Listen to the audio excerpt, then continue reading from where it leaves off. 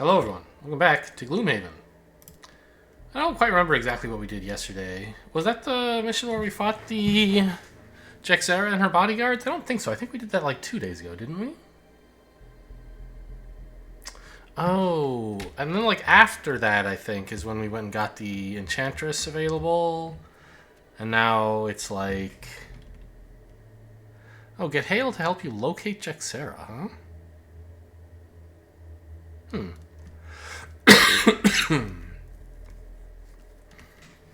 Oh, this... Okay, so I definitely have not done this scenario.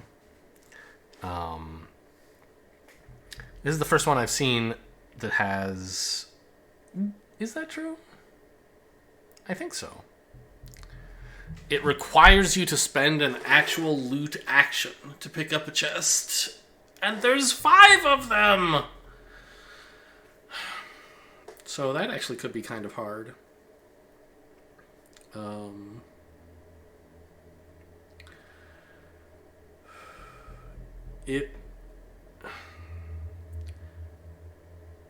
Because, like, the Cragheart and the Tinkerer are both not really any good at looting.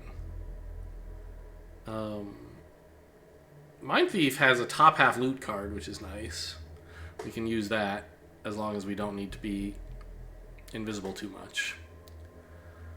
The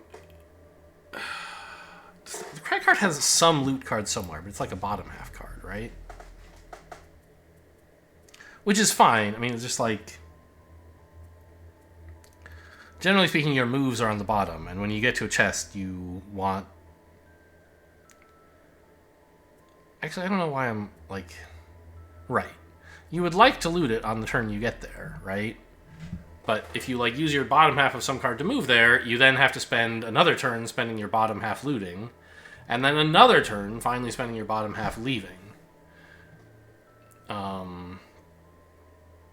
Whereas if you have a top half loot, like Into the Night...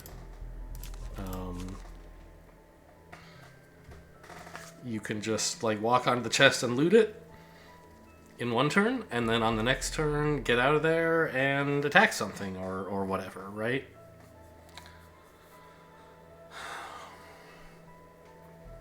So I feel like for a quest like this is not really the right party. We should invite the scoundrel somewhere, right? I guess we should do some level ups first, and maybe I'll change my mind. Maybe I'll unlock a loot card that I want to take for some reason. Seems a little unlikely. Okay.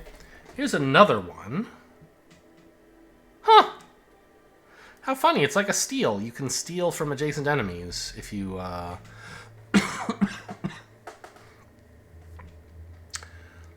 if you loot next to enemies. I mean, if you don't mind, like, standing next to enemies and not attacking, you can do that. The bottom half's also kind of crazy, but it's burn, of course. Cranium Overload.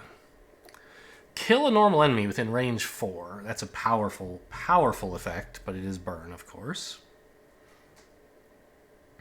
And also attack 2 all enemies adjacent to the killed enemy, and gain experience for each. So that's kind of crazy.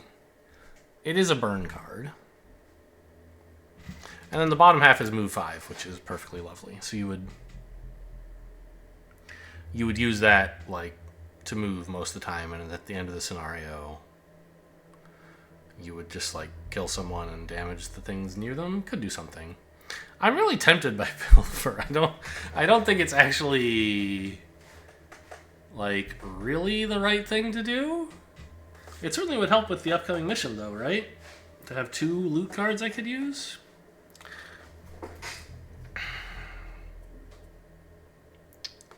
This way I could use Pilfer and still have Into the Night for invisibility in that cycle if I need it. Or if I manage to move an awful lot, I could loot 2 chests in one go through the deck, right?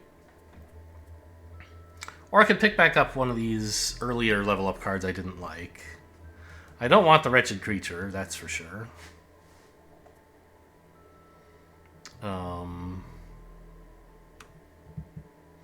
Silent Scream's kind of cute.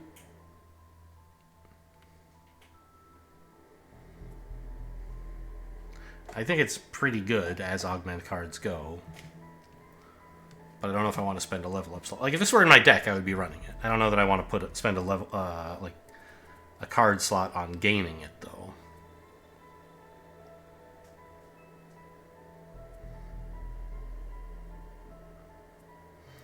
I think the responsible thing to do is take Cranium Overload, which is why I'm going to take Pilfer. I don't need to be responsible. That's my opinion. And we have 2 perks, one from the level up and one from perk points we got recently.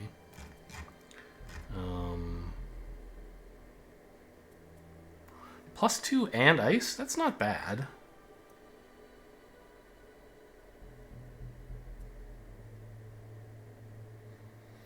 Oh, I could replace my -2 with a 0, and that gets rid of even more minuses.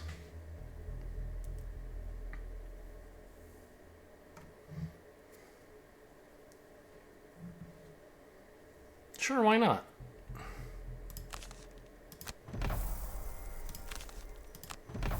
I just love being consistent.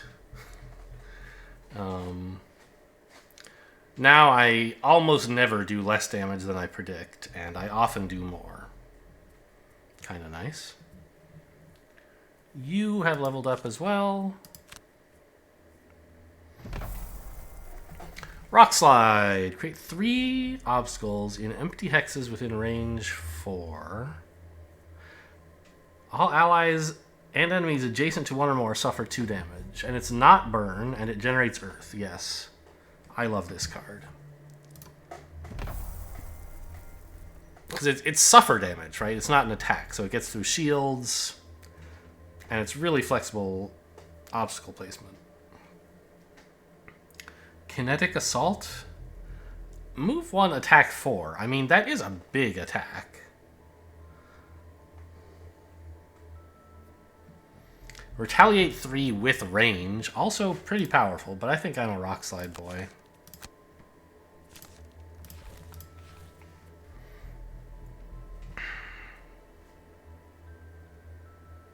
Does he normally start with 2 minus? No. Replace a -1. I thought it said replace a -2. Sorry about that cut. I'm still just the tiniest bit sick. And I go like a whole day without talking and it's fine. And then when I start recording, or this happened to me recently when I was when I had to start talking for some other reasons, I was like I was coughing like crazy. And I had been fine before and then was fine after. So I don't know. There's still, I guess, some stuff left over in my throat from all this being sick a week and a half ago.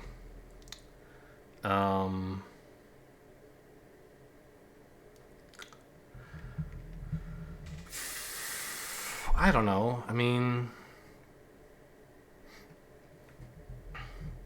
focus isn't bad. But, like, what about removing 4 plus zeros? It makes it much more common for us to get to the rolling earth modifiers and the immobilize modifier, right? The thing is, it doesn't really increase the average damage of our deck. Right? Like, currently we have, what? 6, 11, 17, 18, 19 actual cards, not counting these, right? And, we can't measure exactly what the average is because of the ×2 and the ×0. But it's pretty close to averaging 0. And like a fifth of an earth, kind of.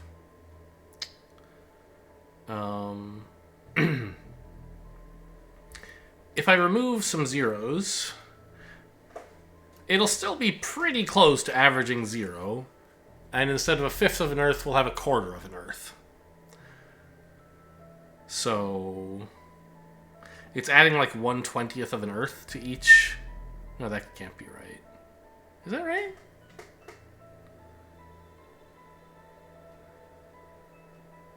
Yeah, about. The difference between a fifth and a fourth is a 20th? That can't be right.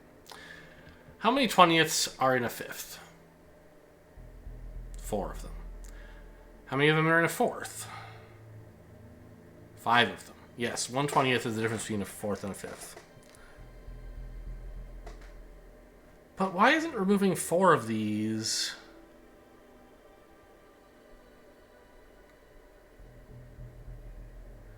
adding more average Earth?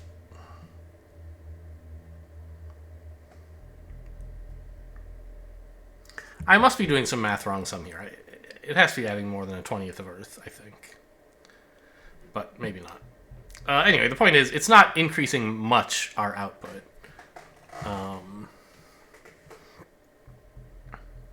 Whereas if I just, like, said, like, again, to replace a -1 with a +1, it's adding about, like... well, a 1/10 of a damage? Is that right? I guess so. Because we have 20 real well, 19, but call it 20. 20 real modifier cards. We're not adjusting the counts of the total counts. We're just saying 1 in 20 times when you would have drawn this -1, well, one of these -1s, you draw a +1 instead. So I think it really is only a 1/10 of a damage. It seems like it should be more, but I guess it's not. I think a 5th of an Earth is worth more... sorry, a 20th of an Earth is worth more than a 1/10 of a damage? Because when we can spend some Earth, we're often adding quite a bit more than just 2 damage, right? I guess sometimes, though, we don't need the Earth because there's already some lying around. I don't know. I'm just going to add some muddle, I guess. Adds about a 1/10 of a damage and adds a muddle and, like, very slightly reduces our Earth count.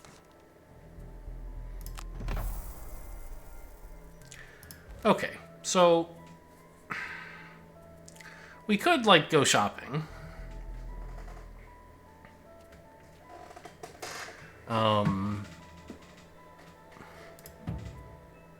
Rewards unclaimed.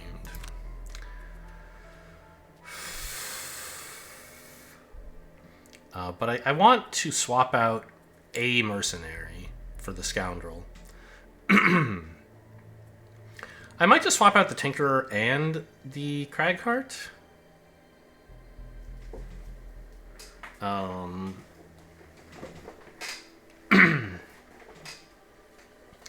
Because if I just swap out the Tinkerer, I feel like we might be a little bit too kind of... I don't know. We won't have the healing to support, like, the Scoundrel and the Cragheart. And so I'll just want more actual tankability, and so I should put in, like, the Brute as well. And the Brute has Grab and Go, which is another top half loot action, which would be nice. So I think that's what I'll do. These guys can just leave. I'm going to make some new mercenaries. Let's make a Brute. So he's kind of what you might expect, a, like, kind of basic warrior sort of dude. He's physically adept, good at taking damage, good at dealing melee damage. This guy's name is going to be Bonk. I feel a little bad making a 4-letter name. I could call him Chonk, but that's too close to Chunk, I think. I'd call him Clank, because he's maybe going to wear some armor, but I don't know, I like Bonk. Even though he uses a sword, maybe there's going to be someone in the future who uses a staff, and I'd like to name them Bonk. I don't know, Bonk seems fine. Choose a personal quest. Vengeance? I mean, Vengeance I would like to get going, because I don't... It's very easy to complete 4 different scenarios, and then there's going to be, like, 2 more objectives after that. You know, a childhood friend died, was killed by the guards, apparently. So we have to find someone, and it's going to unlock... I don't know what this is. Looks wizardy, though, maybe. Whereas 20 elites, that takes quite a while, I think. So there you go, that's Bonk. He's out for vengeance. And I need also, I think, a new scoundrel. Who will be deemed Shank. Huh.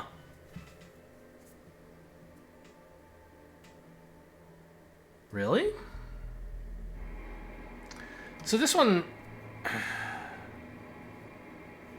Kill 3 uses 3 lurkers and 3 spitting drakes. Fine, like, we could do that. What puzzles me, though, is I thought I recognized this icon. But...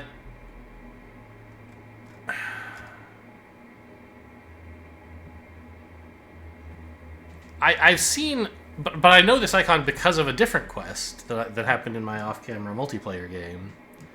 Someone's personal quest. Maybe I'm getting this... Maybe this is a different one. Okay, so and what do we have over here? Become exhausted 12 times. Oh, this unlocks the same thing as what Bonk is trying to do. So I guess there is some overlap. You can get... there's multiple personal quests to unlock the same thing, maybe? I thought there was exactly one personal quest matching each unlock envelope, because once you like unlock an envelope, well, unlock something, which in paper or cardboard rather would be, there's like an envelope with this picture on it, and you open the envelope and then like you have it, and there's only one, and they say like don't ever do a personal quest that unlocks something you already have unlocked. But maybe I'm wrong. Maybe it's like, okay, you do each personal quest once. But if you would unlock an envelope that you haven't unlocked, you get some other reward instead? I don't know. Anyway, I saw a different quest that unlocks what I think is the same symbol. Maybe they're different, though. But also it matches this flavor text, sort of like, yeah, it's a poison-flavored thing. Okay, so Shank is out there to collect and construct the best poison, which seems appropriate for a scoundrel. I was hoping I wasn't going to have to switch characters until we'd gotten prosperity up a bit.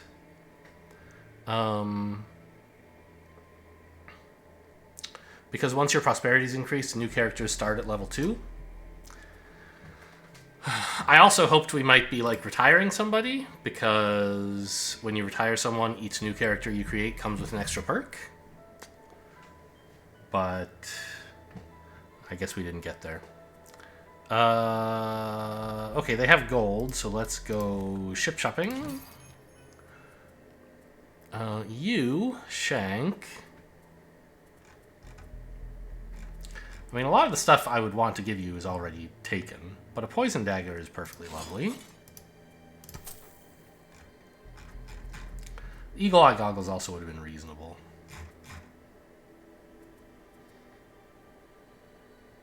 Stamina potion? Power potion? I don't know, stamina. Everybody likes stamina potions, eh?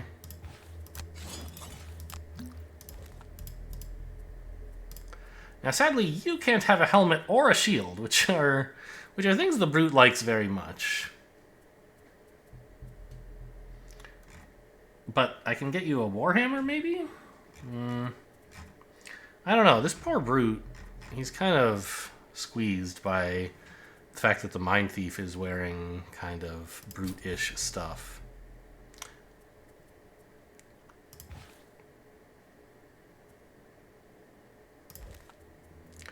I think I will give the Brute hide armor at least.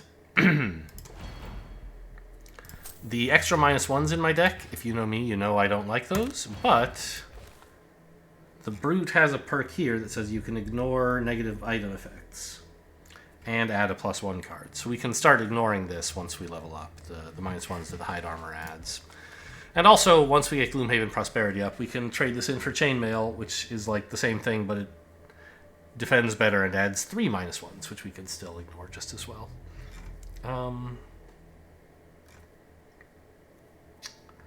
I could take the Winged Shoes. I'd kind of rather be able to give those to Shank once he gets some gold, or she gets some gold, though. So I'll just take a stamina potion. Oh, city encounter, I guess? Shop for your supplies! Oh, no!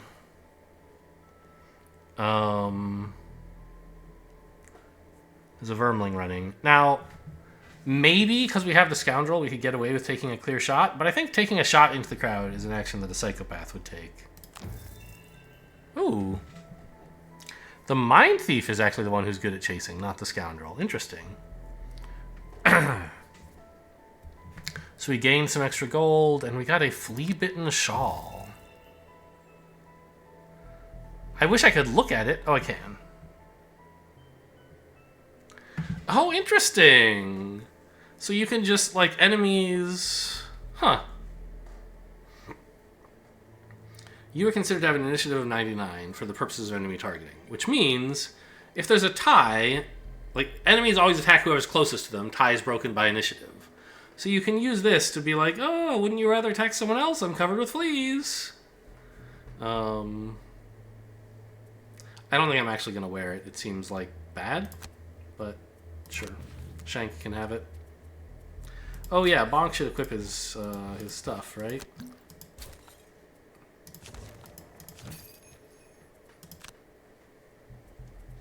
Like, let's just sell this for $5, I think.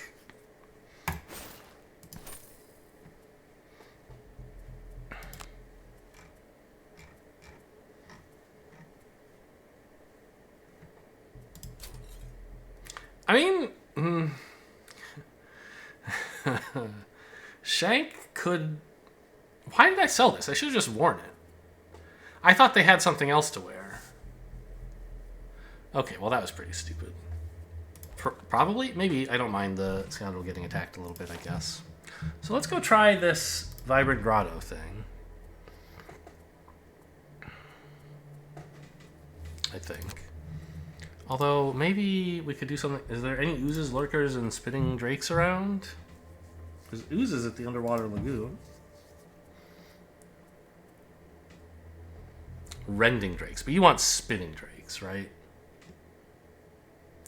Yeah, let's head over here. Well, except then, why did I switch to all these guys? I switched them for all the looting. We could maybe do both, but in the meantime, first, I guess, let's try this out. The enemies are just level 2 now, where they were like level 3, and because we have like the insanely good Mind Thief and the crummy Scoundrel and Brute dragging the party's average level down. You gingerly step into the entryway of the Crooked Bone, careful to avoid the broken glass, nails, and other treacherous things. You glance around the room and see nothing but the usual detritus.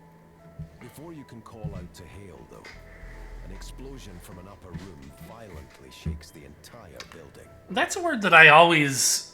I'm a little torn on. Whether it's detritus or detritus. Let's just look that up right now, shall we?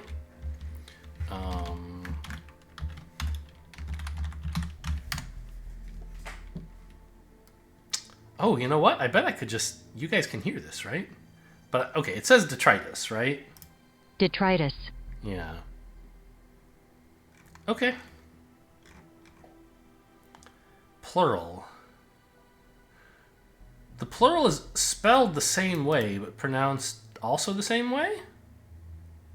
Detritus. Huh. Okay. Damn it all to the abyss! Hale's disembodied voice yells out.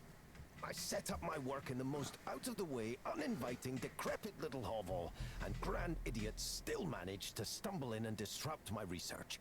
The translucent woman suddenly appears before you. You do know that your mere presence in this building changes the flow of the ether, causing unanticipated currents that produce catastrophic consequences, right? I mean, how could you not know that?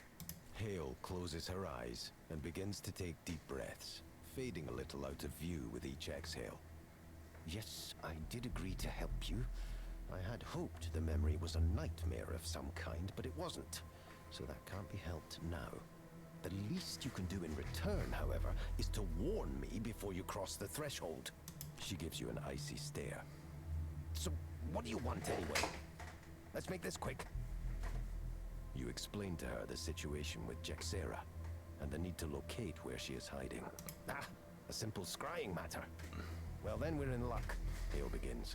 Or rather, I'm in luck. The main component I would need for such a task is bite root, and I ran out of it just last week.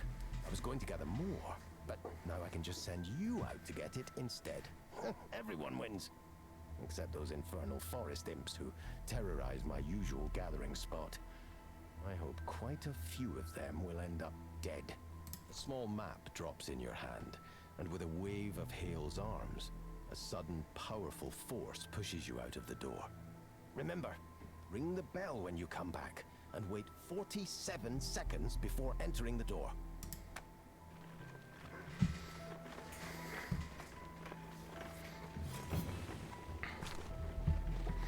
You find yourself cutting through the dense underbrush of a forest when you notice a number of small woodland animals running along the forest floor in the opposite direction. Mice, squirrels, ferrets, they all appear to be running from something up ahead of you. You're filled with a troubling sense of foreboding as you catch a whiff of smoke in the air. I don't know, let's see what's going on. Oof!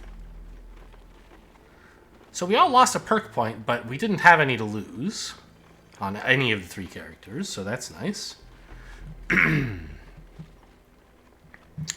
You have been wounded, so we're all going to start the scenario with a wound, and also we're going to take 3 damage. Well, that's kind of a lot.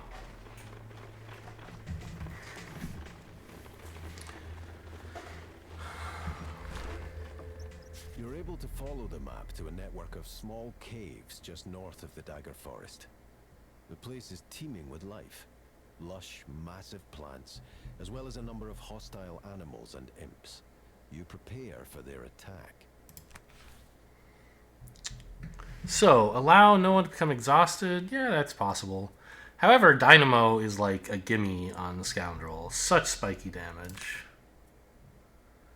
Have 5 or more cards left at the end of the scenario. Use no items. I mean, my items suck anyway, right? How do I... Ah, there we go. I'll carry this and just plan not to use it. Because 2 perk points is a lot. Kill 5 or more monsters. That seems plausible. Be the first to kill a monster also seems plausible.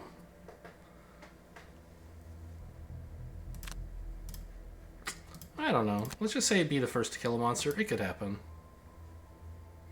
Deck building time. So we need to bring our movement tools.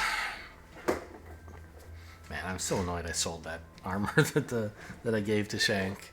It was fine to give it to them to get the money, but like until I had a use for the money, I should have probably worn it. Although I don't know, like Shank is not such a bad person to put the damage on. Maybe I should have given it to Blink, but Blink wanted the invisibility robes, right? So I don't know. So I do like Sinister Opportunity. I'd like to find a way to fit that in, and Swift Bow's okay. Quick Hands, and what's the other loot card that we have? Is there another one? Well, I guess Throwing Knives is a bottom half burn loot. So we want those things.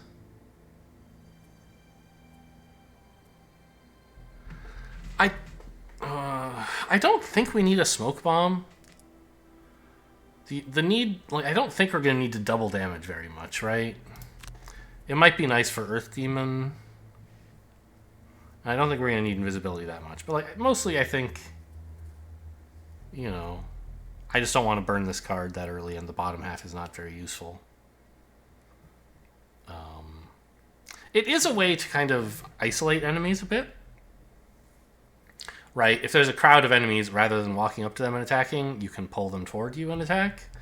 This gets them away from their allies and also like next to your allies, which are both things that the Scoundrel cares about. Stuff like Flanking Strike, for example.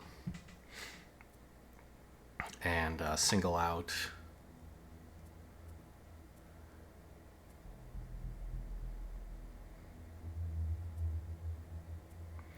I think maybe I'll cut... No, I want Throwing Knives.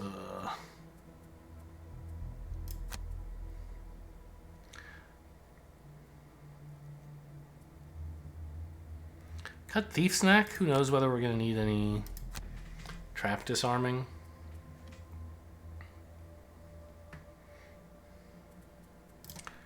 And for the Brute, I do rather like Skewer as a combination with Leaping Cleave.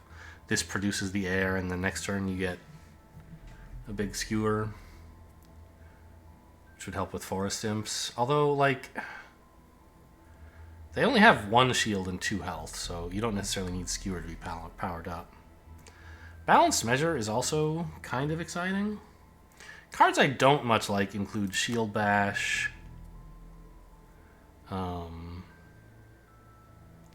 Sweeping Blow never seems to be quite as good as I want it to be.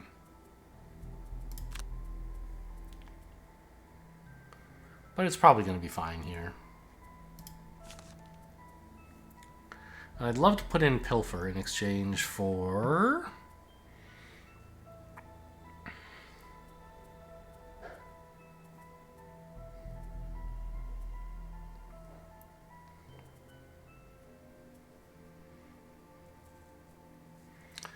maybe Perverse Edge? Maybe Brain Leech, actually. I don't really want these bottom half attack cards very badly. I want to be moving, moving, moving.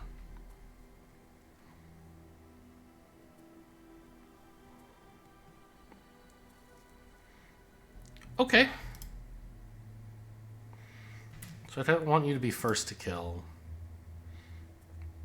You're supposed to use no items, and you're supposed to overkill. We'll see. I don't know how this quest is going to go. Having to use loot cards and having to move a lot to get to all the chests, I assume, is sort of challenging. There's a quest like this one that, in my off-camera multiplayer game, we failed many, many attempts at playing just 2 mercenaries. Later, once we got more comfortable with the game and we're playing 4 mercenaries, we went back and it was like no big deal. So, you know, the number of monsters scales with the number of players, but the number of chests doesn't. Although, I don't know, the people building the scenario can choose how much the number of monsters scales, right? So I guess they could just put, if you need a lot of movement because the number of ornate chests doesn't scale, they could just put in fewer monsters. It didn't seem to me like they had done that, though.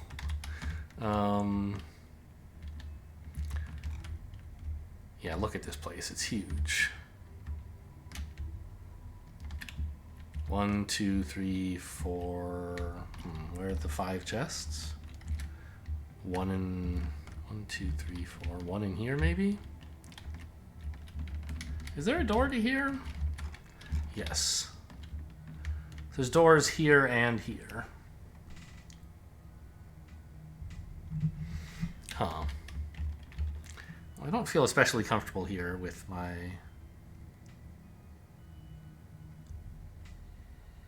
negative scenario modifier.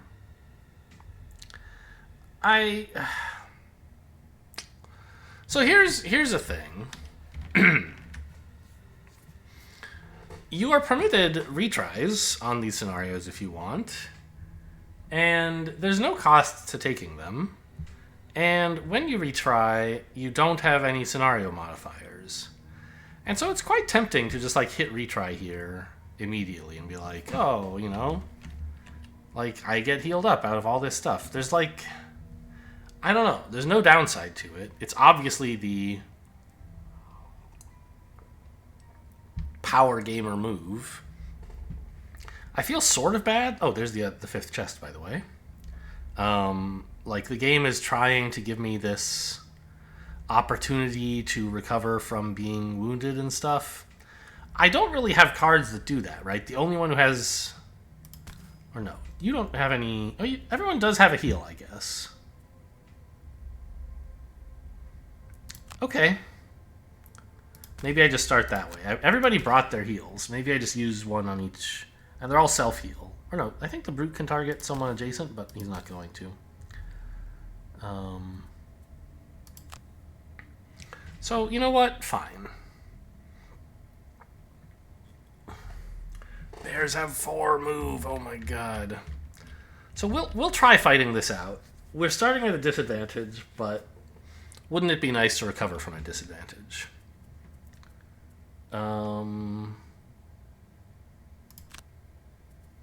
I'd like to move slowly so that they come to us rather than us having to charge into them.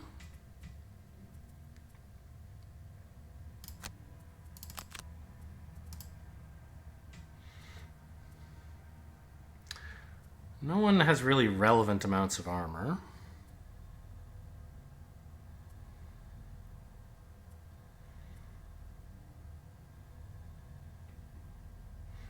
Is everyone playing bottom half heals or... No, this is a top half heal. Okay.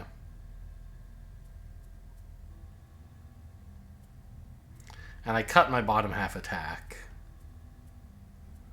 So maybe instead of single out, I should be playing like Sinister Opportunity to get the enemies to split up a bit more.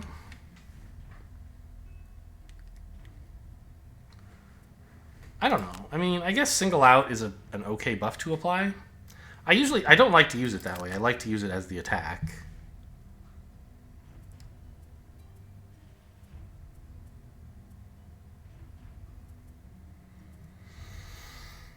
Because it's an attack 5, right? It seems pretty cool.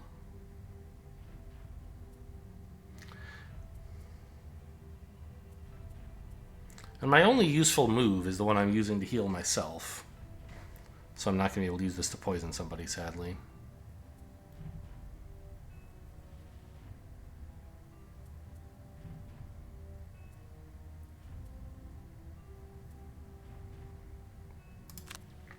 I guess it's Sinister Opportunity to split them up for a future turn. And we're healing with Eye for an Eye. What are we doing bottom half? I mean, something slow. Trample's okay, I guess. Nope, that would be... Sorry, what are we doing top half, I mean?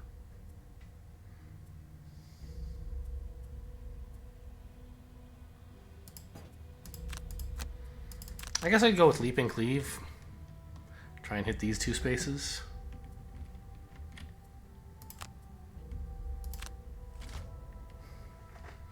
The bears are only moving 2, which means they don't get to attack me, but it's going to be tough for us to attack them. Move 3. Oh my god, they're going to poison us all, so the healing's going to be even worse.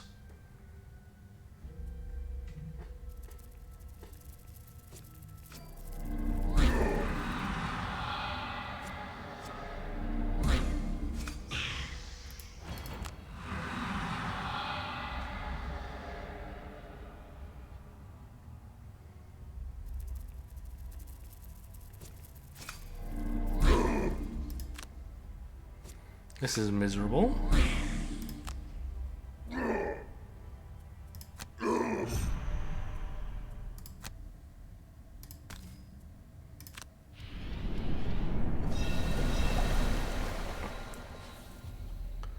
Right? Like, I mean, what am I supposed to do there? We're all almost dead already.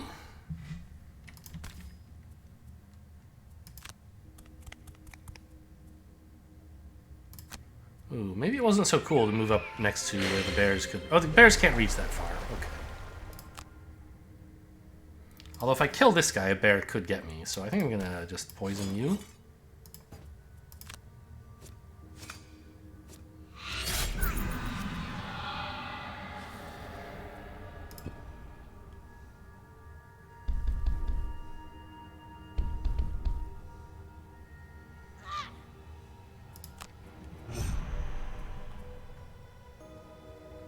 Oh, once again, I thought I was playing the bottom half of Sinister Opportunity, but I'm obviously not.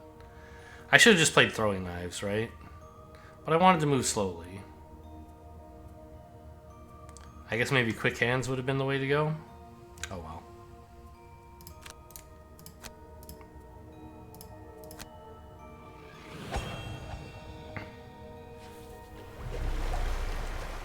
Or no.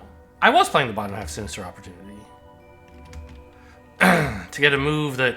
It turns out I can't actually do anything good the way these guys arrange themselves, but...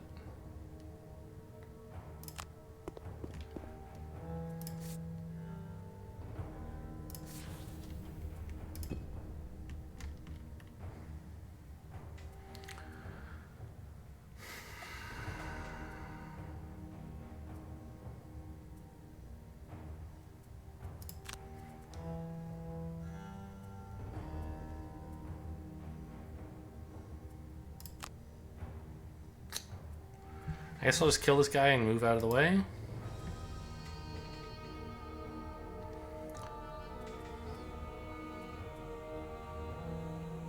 And I suddenly actually think I should switch to feedback loop mode.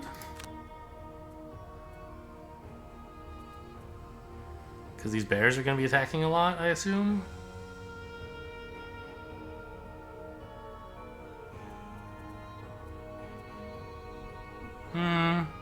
Maybe I'll just go invisible.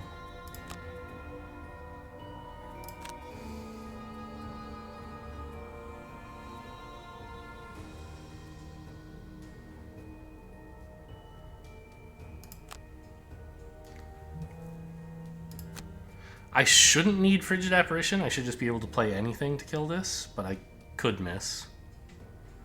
It has a shield, but there's poison, which cancels out.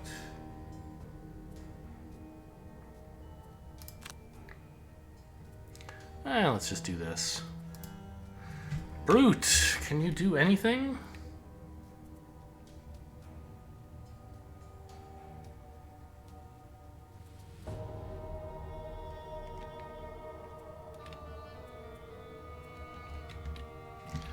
The fact that we're so badly hurt is quite unpleasant. He's supposed to be comfortable taking damage, and he's not. Also, the fact that we're missing all the gear I'd like the Brute to have is sad.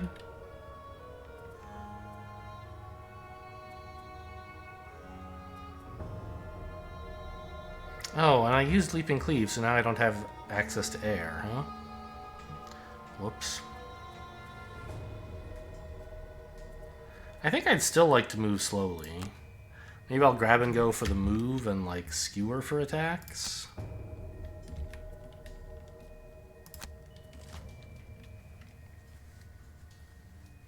Move 4, attack 3. Well, the scoundrel's gonna be pretty unhappy, I suspect.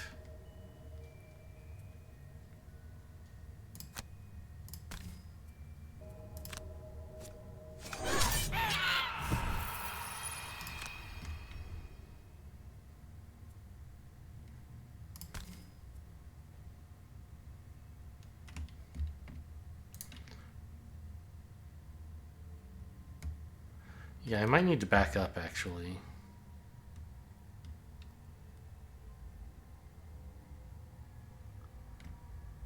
But...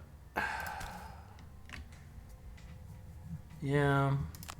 let them come to me, I guess, so that the Brute can share some of the pain.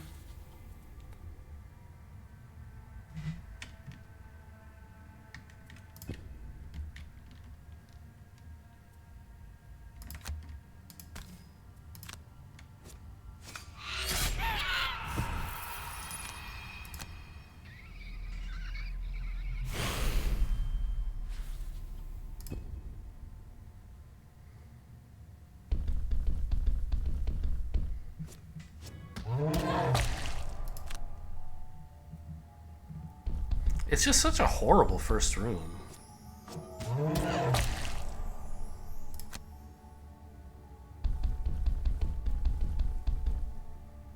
Well, at least they didn't find a way to get to this space. I believe if this guy had chosen to come over here, they could have gotten off more attacks, but of course they weren't allowed to do that. They had to go after the scoundrel first, and they happened to be playing in an order such that they blocked each other off. Like, if this guy in the back had been moving first, he'd be here, and then the other two would be in these two spaces, but luckily not.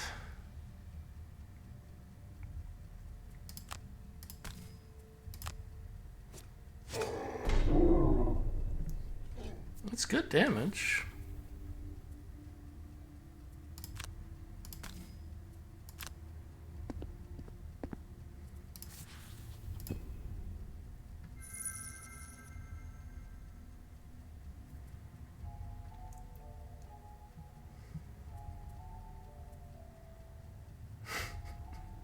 It's so miserable for the scoundrel. What am I supposed to do?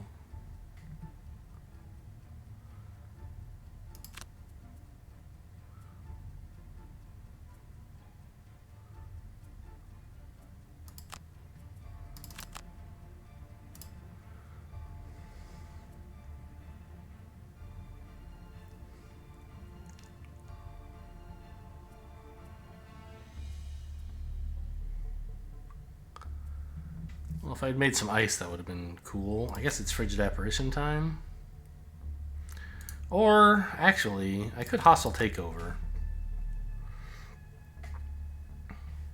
Might simplify the problem for the scoundrel a little.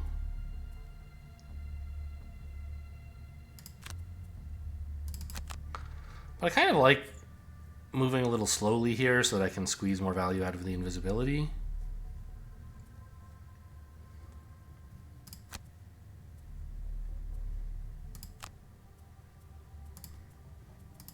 I don't know, I think we're still pretty fucked. The 3 damage and the wound really hurt. Them poisoning us was kind of just piling on, I guess.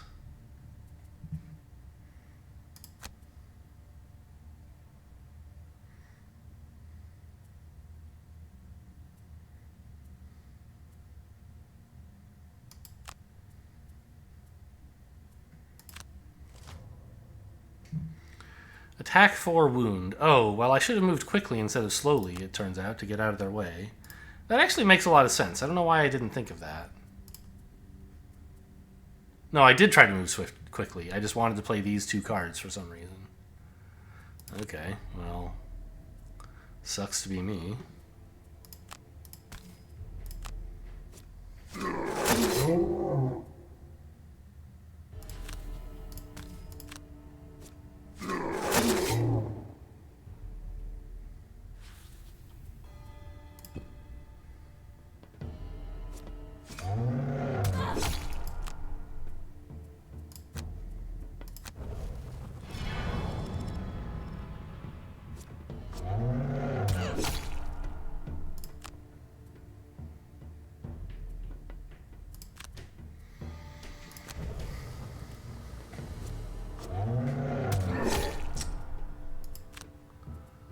Sigh.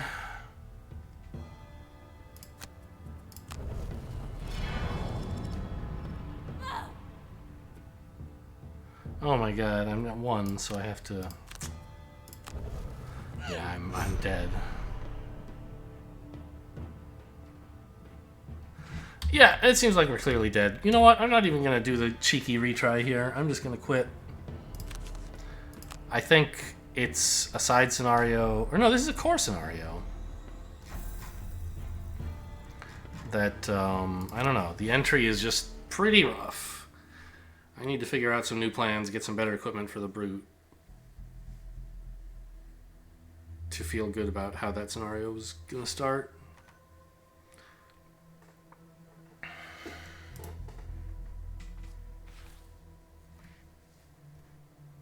Let's try a new city encounter. Could I help you move rats? Sure, we're always happy to help in the city. Look at that, we got 2 gold.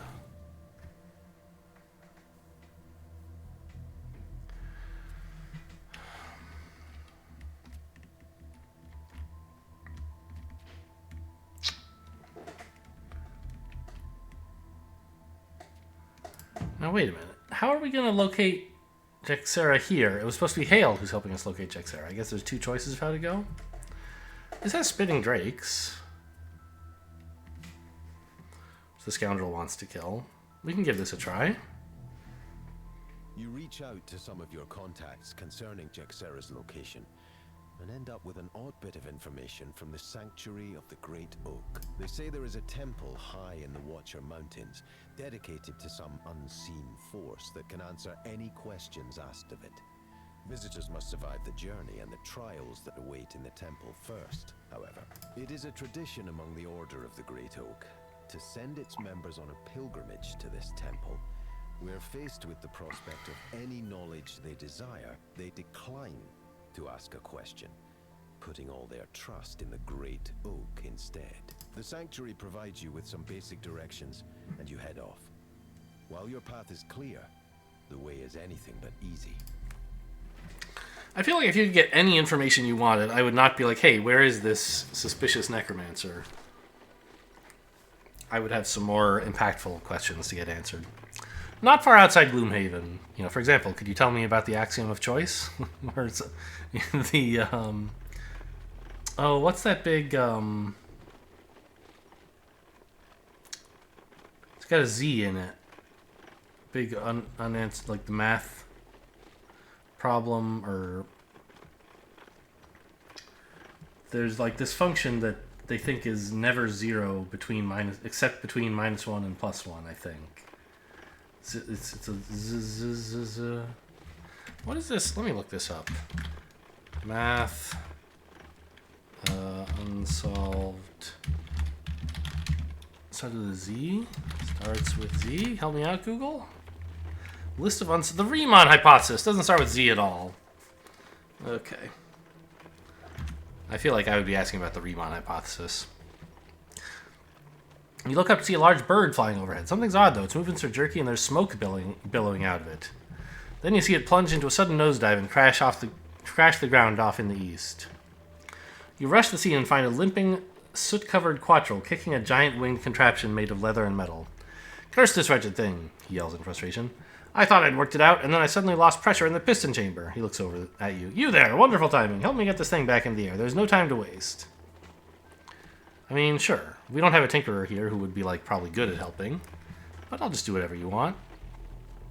I assume they're not going to make me fly it. You set the wings and bang out a few dents while the quattrel repairs his pressure problem. In under an hour, the quattrel declares the contraption airworthy and jumps in the cockpit. You stand clear and watch in awe as the thing begins flapping wildly, then sputters forward and lifts off the ground. Unfortunately, this flight is short-lived, and the second crash is not nearly as forgiving. You find the quattrel dead on impact, and there's nothing more to do except to harvest the machine for parts. I mean, I know who's getting all the gold. I don't think he's that far from retiring. You risk falling to your death numerous times as you scale the cliff up to the temple. Braving the harsh winds and loose rocks, you finally reach the top and head through the threshold into a large open foyer.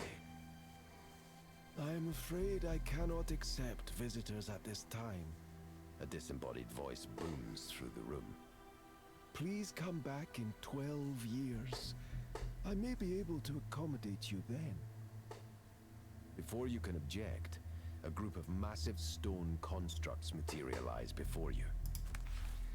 And we're just going to fight them? Why would I assume that it's going to answer me at this point? Loot some gold. You know, I probably just should have switched back to my normal squad at this point. But I don't know. We wanted to get the spinning drakes killed, right? For the scoundrel, if possible.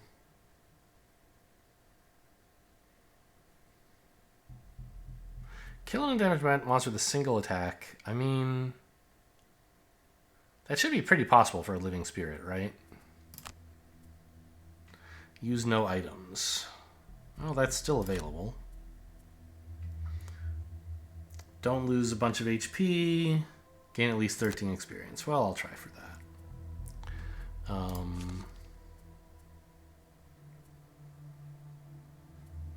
I think I basically just want the same. I might not want backstab. I kind of hate burning this. It does a lot of damage, and it's a great move. I don't know. But I have a bunch of good moves, right? I don't know. I'll keep it. Whatever. I could cut grab and go here. I think that's fair.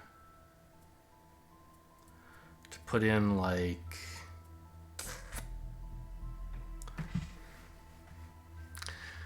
Wall of Doom would work well against the cave bears and stone golems, I assume.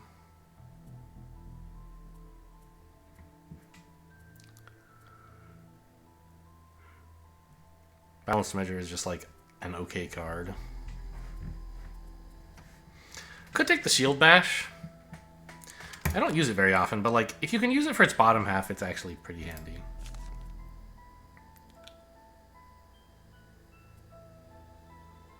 Okay, now in this kind of scenario, I do want a card like Brain Leech. I didn't take it before because I wanted a lot of movement.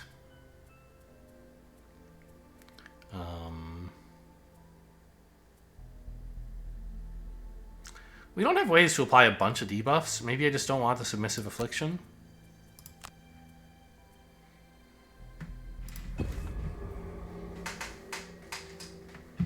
That was easier when the Tinkerer was around shooting off stuns and poisons and I think wounds? There's wounds in the modifier deck, right?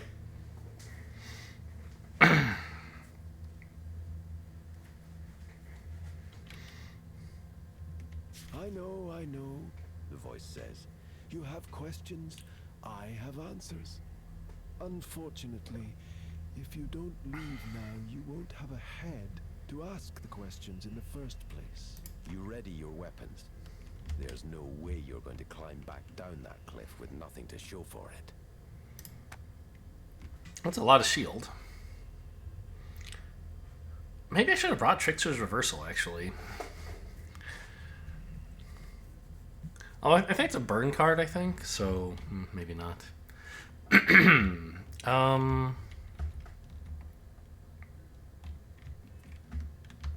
Boy, it's hard to actually tell what tiles I'm allowed to start on.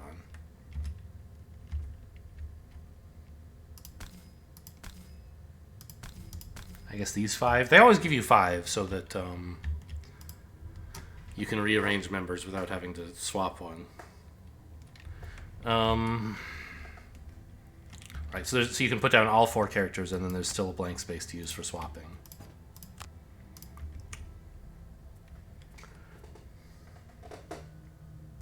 These guys don't have range, although they can draw ranged attacks anyway.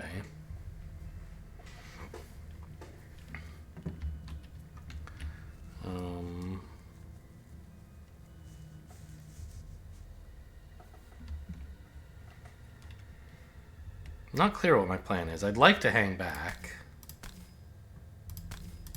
and act slowly.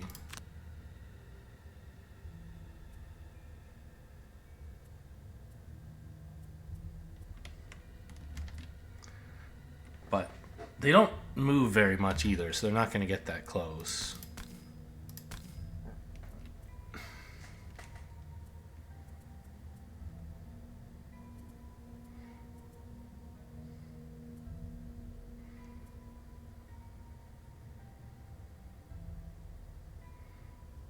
I don't think I'm going to need the scurry, really. So I'll use that as my bottom half move 2.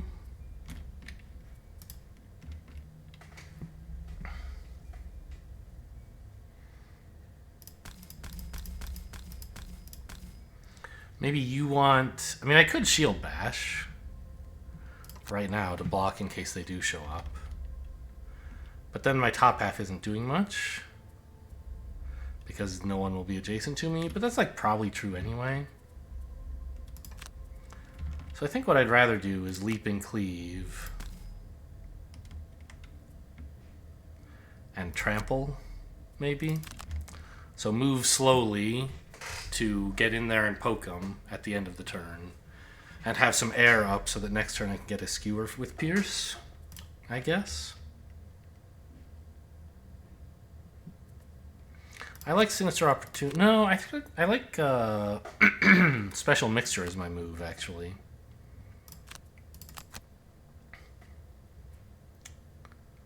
Let's try this.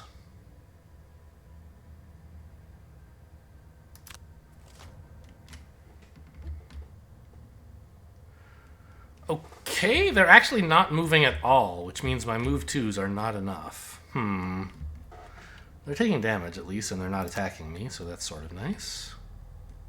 Oh, the Brute moved faster than they did, even with a 72. Well, that was just about as slow as he could have gone, right? Yeah.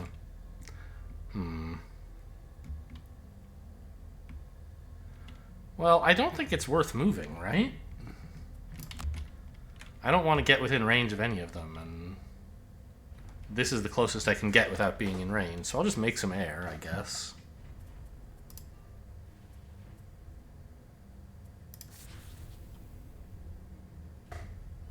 Wait, it didn't make air. You have to actually move? Okay, restart round, I guess. We had Leaping Trample, Mind's Weakness, Scurry, and Single Mixture. Okay.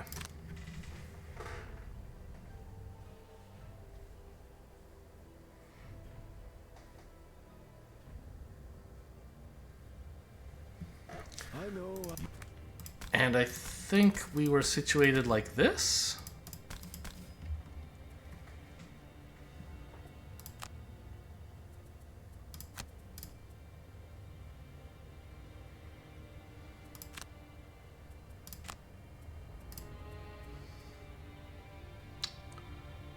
Oh, I forget. You played Leaping Cleave and Trample. That's right.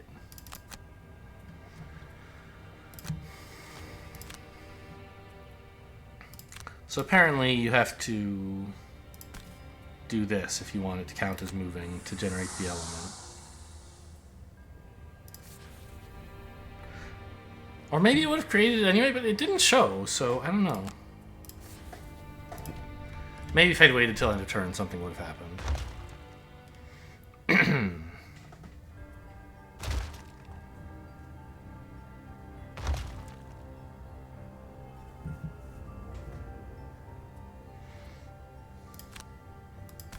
Ah, I have boots. I can actually get an attack in if I want. That's nice. Oh, but I should come over here to where the scoundrel is. So that she can flank this guy. Yes.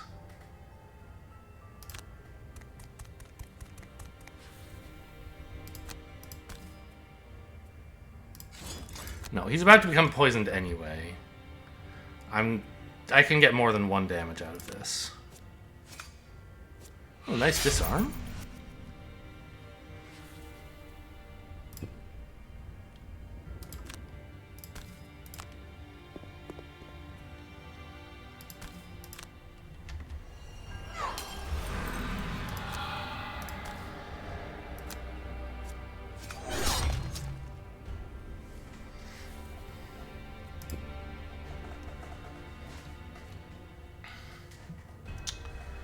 Well, we're now in the thick of things a bit here, of course.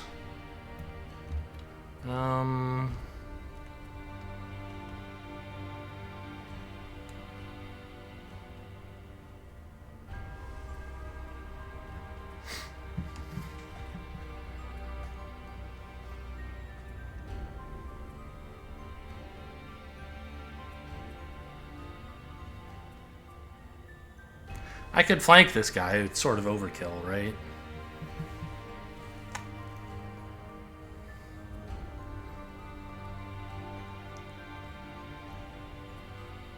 But I can't really do much to these two.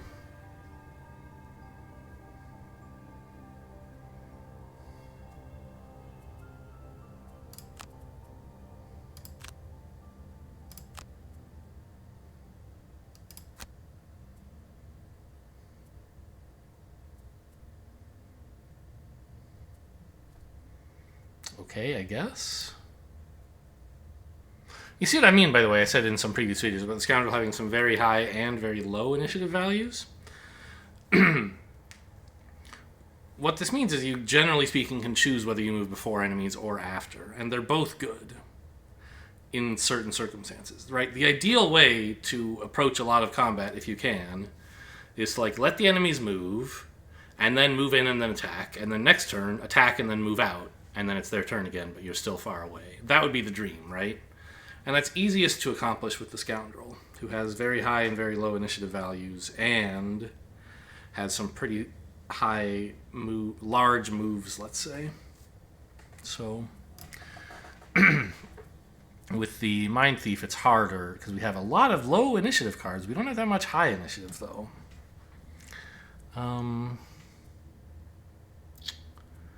Maybe... No, Perverse Edge, I don't have enough range to reach this guy. And I played my Scurry, which it's too bad. Because I was like, oh, I'm not going to need any more moves in my top half because I'll be next to the enemies. Joke's on me, I do want them. Maybe instead what I can do is, don't I have a range to mobilize? Yeah.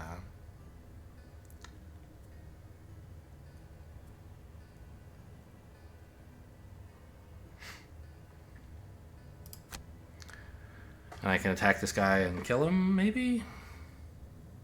Then the scoundrel wouldn't have to. But they'll both try to. They don't know about each other's plans. They'll both try for the kill. And if the other one gets the kill first, then, you know, they still have useful stuff to do. So we wanted to skewer this turn if possible.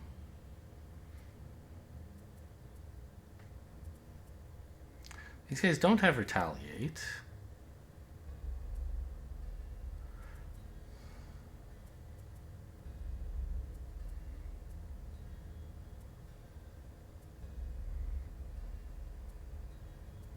So I'm a little tempted by sweeping blow skewer, but not in that order. Move here, push this guy back, and then skewer him. This way, if he draws like a melee range attack, I won't have to take damage for this attack. Okay, so they're making small attacks at range and immobilizing. That's not so bad.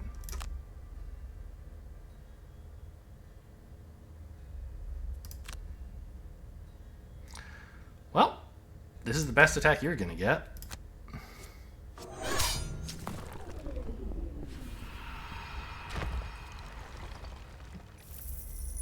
Maybe I should have brought Backstab just for her battle goal, actually. I don't remember what kind of enemies we're facing. There's like Spitting Drakes.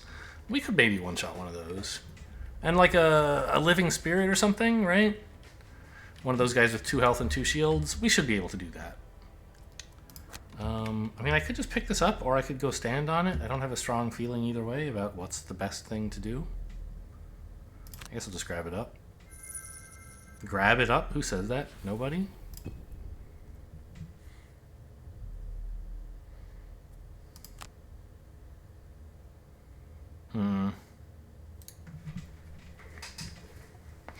Well, this hasn't really worked out all that well. Immobilizing them, they don't care that much.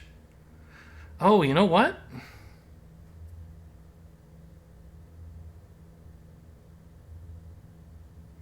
No, it doesn't actually matter. I was thinking, if I immobilized this guy, I could be out of range of him pulling all of us. Like if I moved the scoundrel over here to pick up the gold instead of picking it up from here. But this guy's going to pull the scoundrel in first, and this guy will pull her further, so... If I really wanted to avoid being attacked, I could put the scoundrel here. But then... I guess that would work. That would save us 1 attack. I don't know, I'll take the gold, I guess. Over dodging an attack, too. Not that big a deal. Oh, plus this guy can move anyway. Right, but if I immobilized him, he couldn't.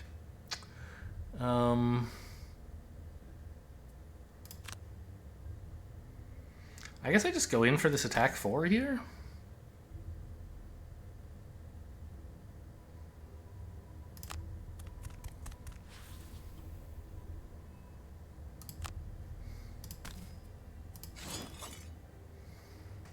Not immune to poison, is it? No.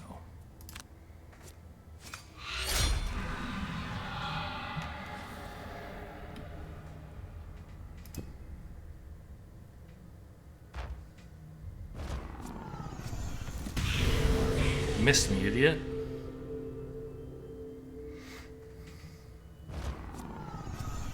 Well, that one didn't miss, but thanks to the helmet, it wasn't so bad.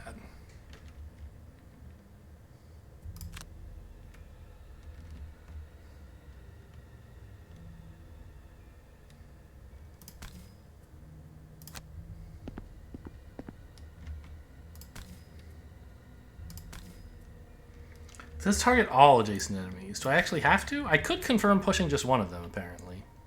Interesting. Well, I don't know. I'll just push them both. No, I have to... I must target all of them, but I have to do it one at a time, I guess. Yeah, because you're not allowed to skip... Push? Oh, you are. Okay. Well, I'll push him anyway. Push him there, actually? So next turn I can maybe get... Nope, all my AoE attacks are gone.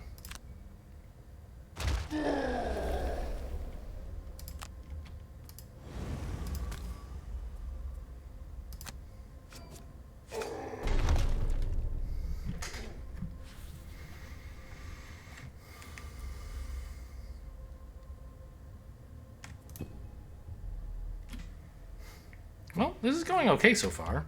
There's only 1 room left, really? There must be a lot in here. I guess by the progress bar here, we could, in principle, tell how much.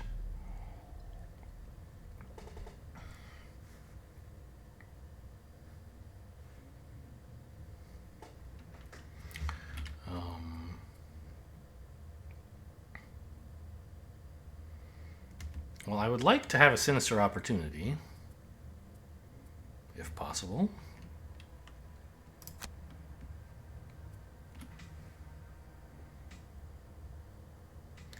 Venom Shiv also not so bad.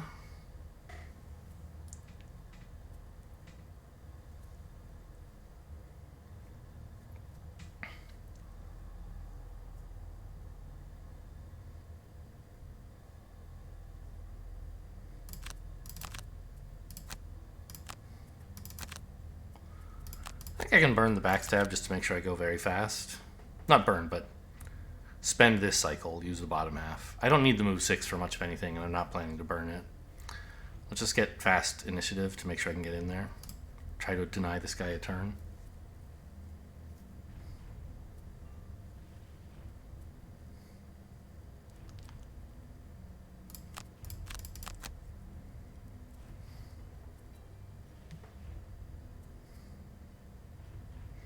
No, not that. I wanted the bottom half range 2 stun, yes.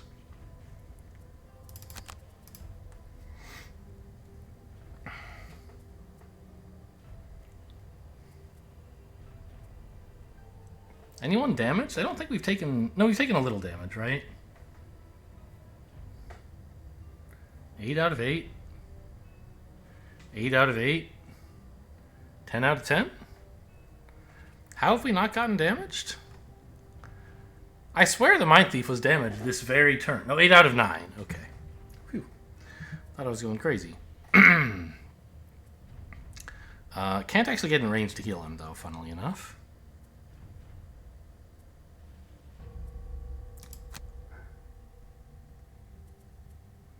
Actually, I guess Provoking Roar is a good way to stop someone from attacking as well.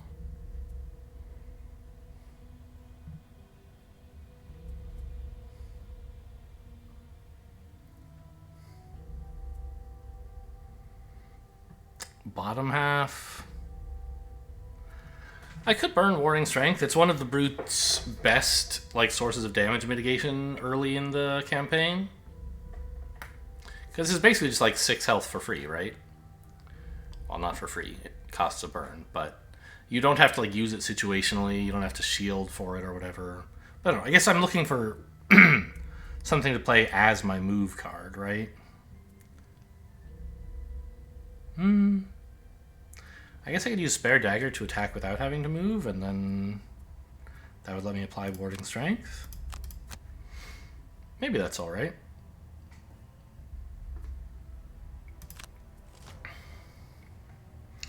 Okay, they're all slower than even the Brute.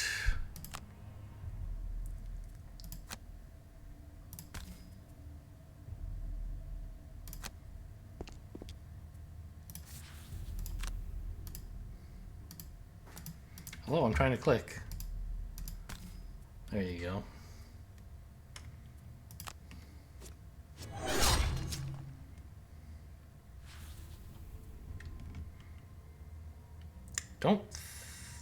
Don't necessarily know that this is the cycle I want to use my stamina potion in.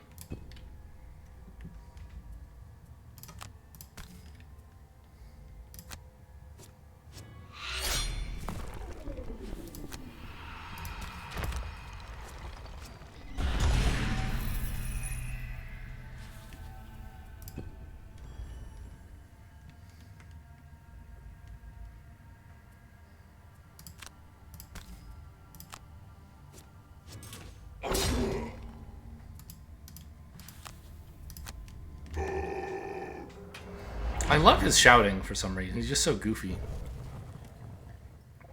Very guttural.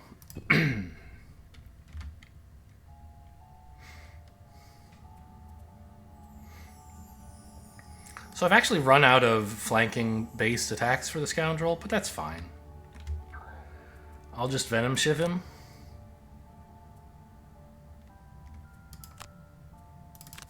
Grab some gold as well.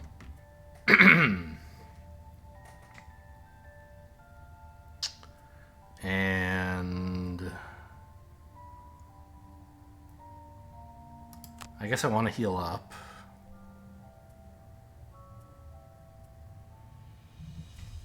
The really greedy thing, I guess, would be to pilfer. See if I can get some gold out of this guy.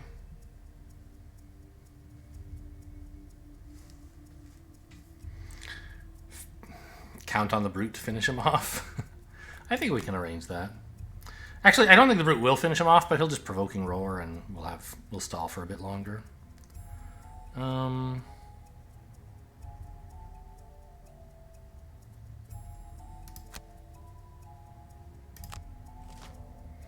Sure.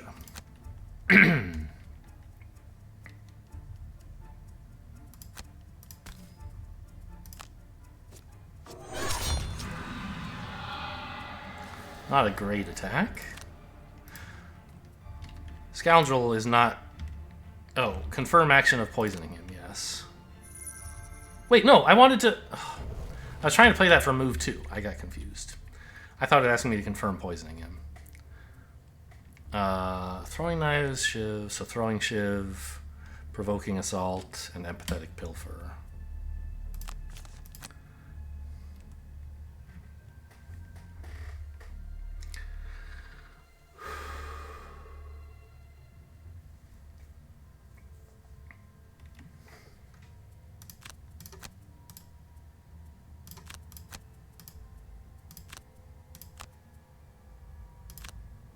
Okay, let's try that again. I was trying to do this. And this. I could maybe pick back up a card, but I still don't know that it's really necessary. I think we're probably just going to rest this cycle, or this coming turn. Maybe the brute is finishing this guy off. I don't know.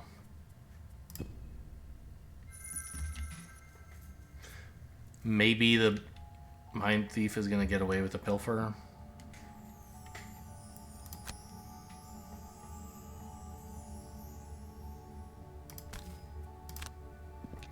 I'm going to try to discourage him, though.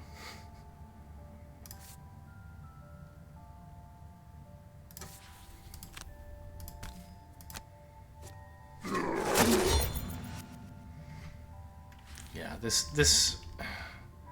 It's more important to get this guy killed, I think. Because I don't actually think the brute can kill him next turn anyway. So we might as well... Well, but... The Mind Thief has 2 turns, right? So I think he can actually afford to try to pilfer and also then kill on the next turn.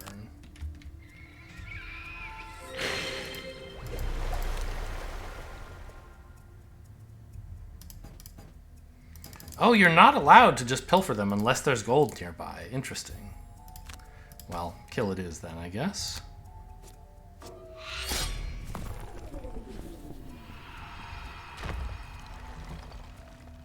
So that's a way to discourage you from farming up monsters, I suppose.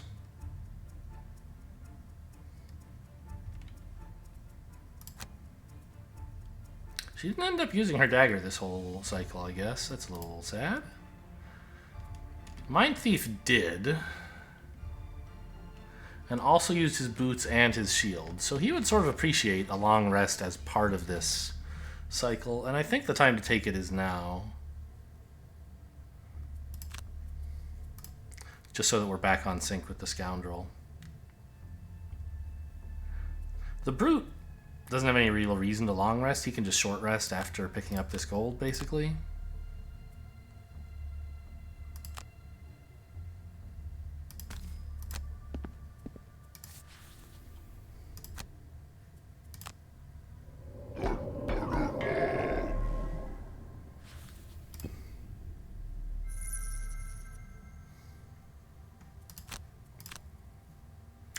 Ooh, should I have discarded a card here? Should I have discarded the Mind's Weakness? I probably should, right? To get back to an even number of... No. I'm going to have an even number anyway. I'll be down to 8. Yeah, that's fine.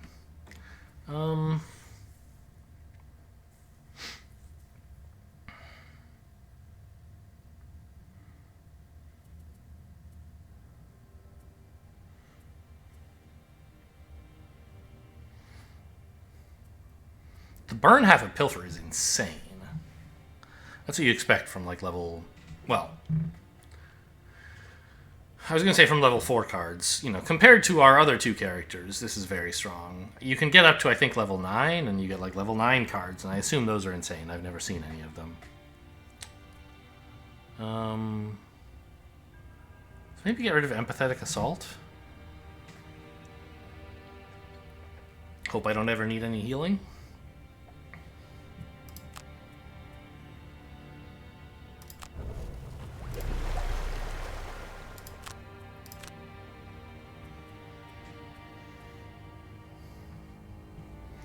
I think throwing knives are just whatever. It's an easy way to get a little bit of damage and a little bit of XP, but nothing special. Venom Shiv's another one I'm not that hot on. I don't know, I'll get rid of the throwing knives.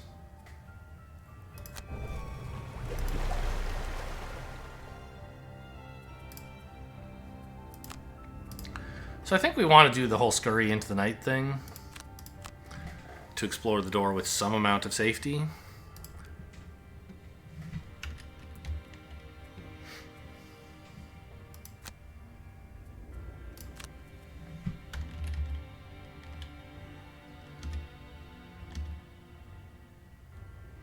And then see if the Scoundrel can use Sinister Opportunity to get someone adjacent for a flanking strike, hopefully. Maybe it's better to go for the special mixtures as my move, actually. I can't go very slow this way. Oh well. The poison's pretty good. Sure.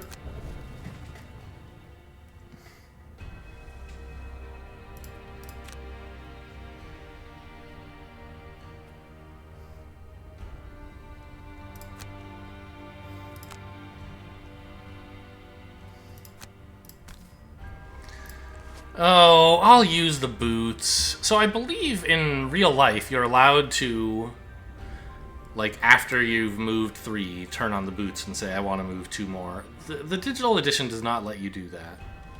I could move 3, see what's there, and then, like, restart the round if I decide I want to activate the boots. But I can also just assume I'll want to activate the boots, and if I'm wrong, I can restart the round then, right? A lot of enemies. 6 different enemy types. You open the door to the inner chamber, and more enemies materialize before your eyes. Flying red lizards, wailing spirits, and great terrifying bears that don't seem at all happy to have been suddenly transported here. Yeah. The bear gets to move 4. And they're all moving after all of my characters, which I don't appreciate.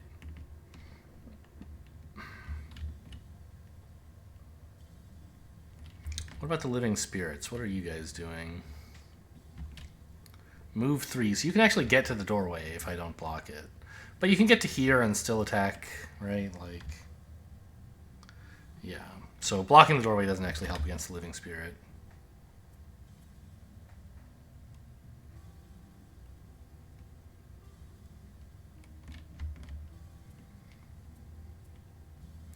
This is a hell of a room. You don't often get 9 monsters at once.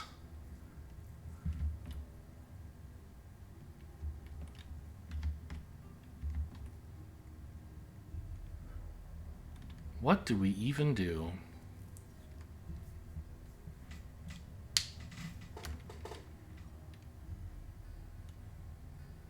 I mean, going here for the attack still seems good.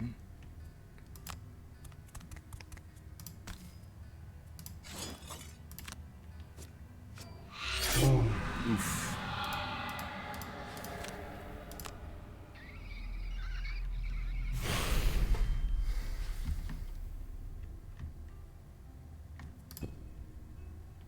But I don't know what the other characters are supposed to do.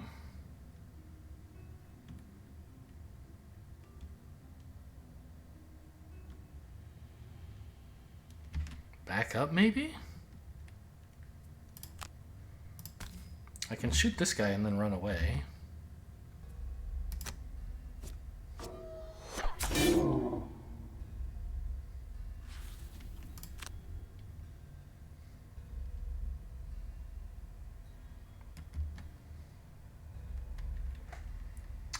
Range 3.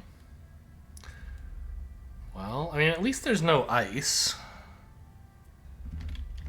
Jeez, this is horrible. So we can't stop this guy from hitting us. That's just gonna happen.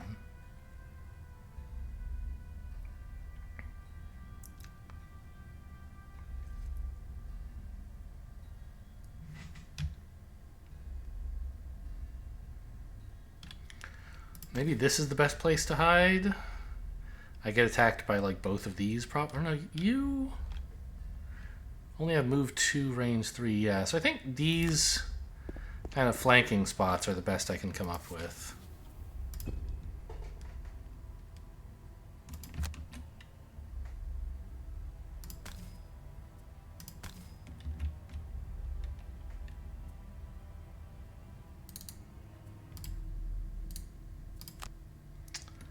Can't reach anyone with this.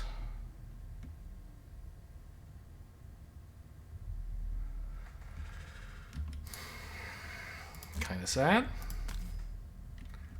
I could go further back. If I were here, the brute would be safe from attack.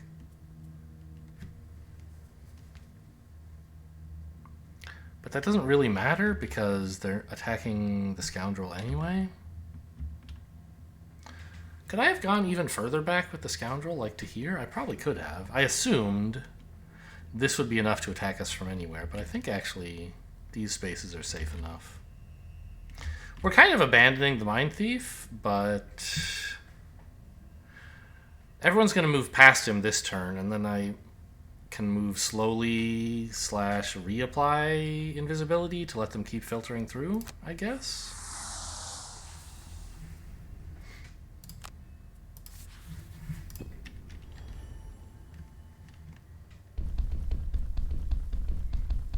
I don't know. I feel like the brute should have just stayed here. He was only getting attacked by one guy anyway, right?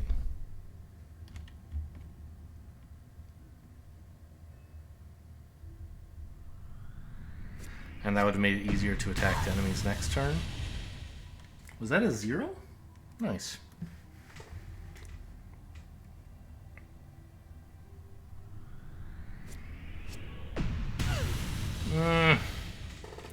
Yeah, I really should have been more cautious there.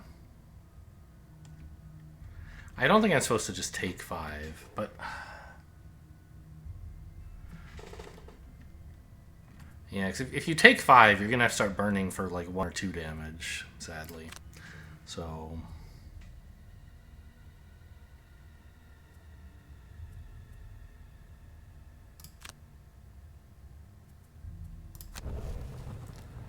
This, I think, is burning 1 card now instead of several cards later, hopefully. That's what I'm doing.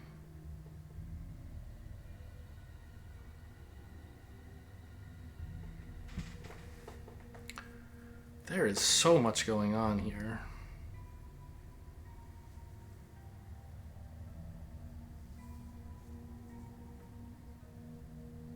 I guess you just have to burn a lot of cards, because this is a short scenario with one really big combat room, right? That's exactly what you're supposed to burn cards for. I can't believe this guy has 17. Are you kidding me? And Backstab can attack for 7. That's cool.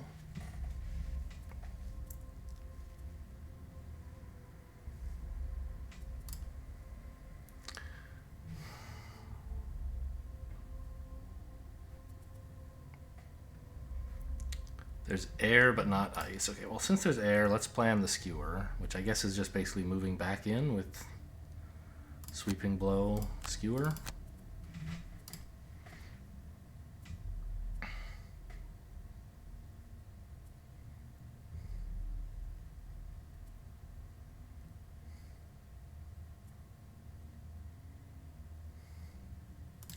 Frigid Apparition is a great stun on this guy. That's cool.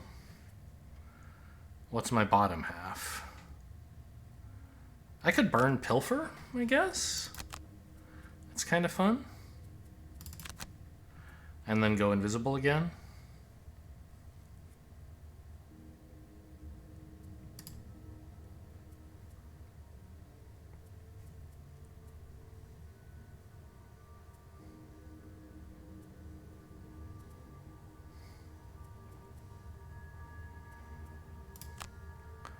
I just don't see it. There's so much damage we're going to be taking. We need better AoE for this.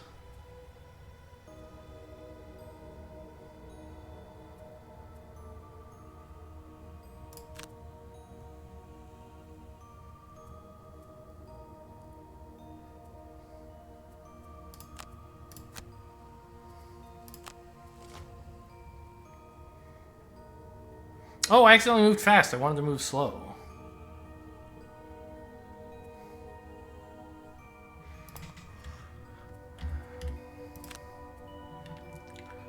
So single backstab, frigid pilfer, sweeping skewer.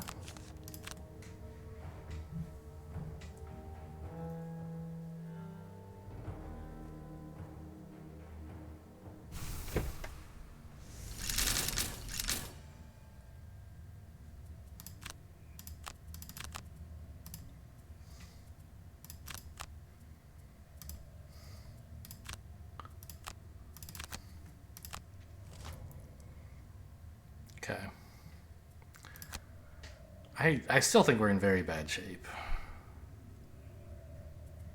At least the spitting drakes aren't moving. The living spirits aren't attacking.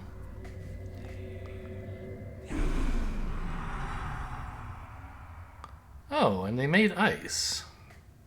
That's nice.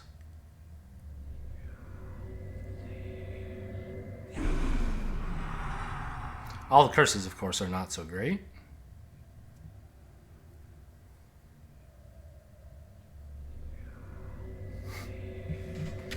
Are you kidding me?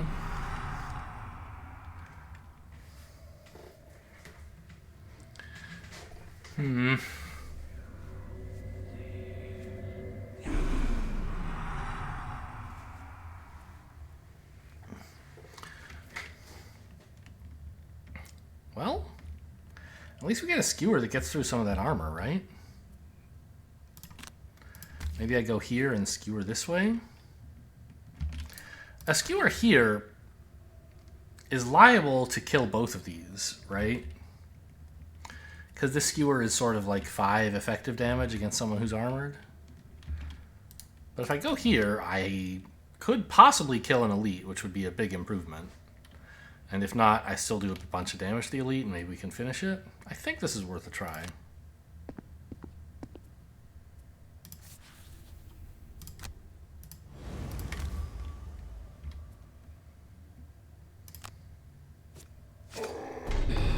Oh, disaster.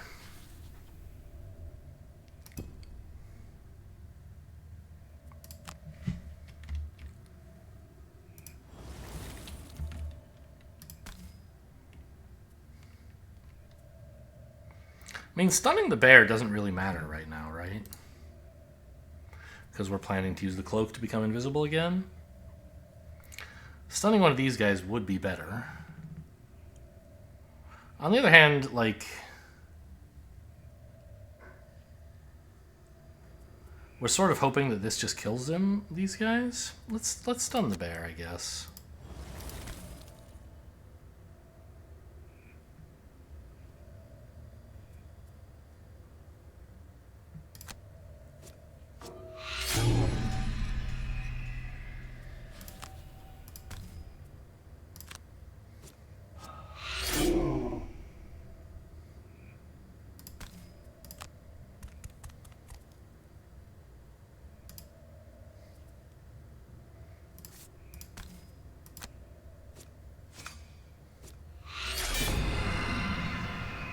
The worst.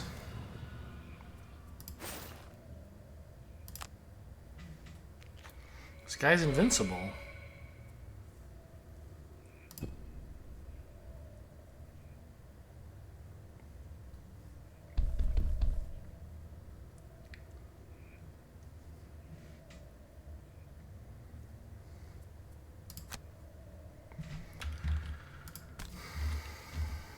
This is more damage than I need, but...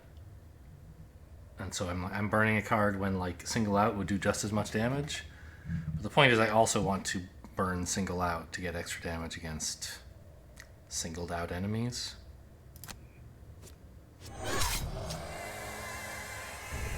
See, that was enough to one-shot him, but I don't get the credit because he was already damaged.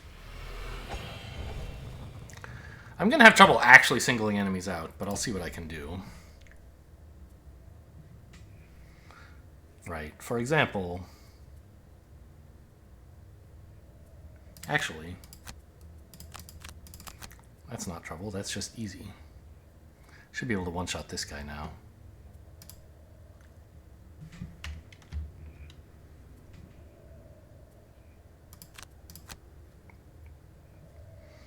So he's still invisible. I think he wants to start, like... getting into shield mode now and... double attacking, I guess?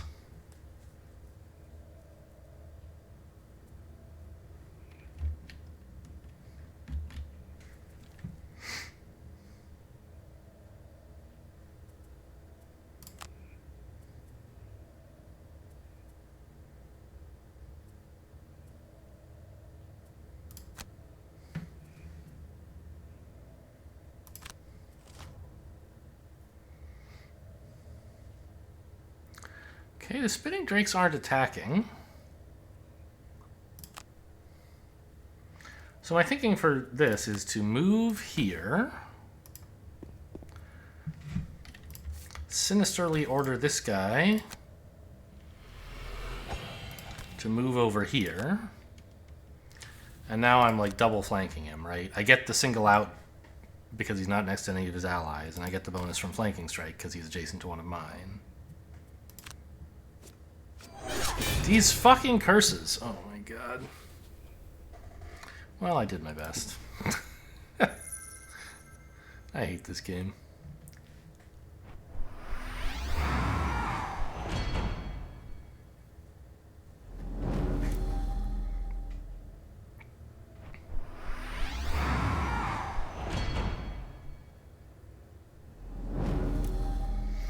That was an attack for like 8 that whiffed, right?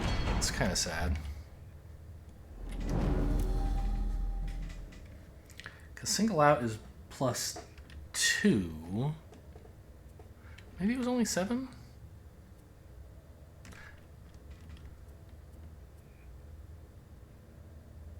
That was 5. I guess it was only 7, but I don't know why. I thought it said... I thought it had said, like, that I was doing 5 damage. But no, I guess it was just 4. In the planning phase. Okay, well, that sucks.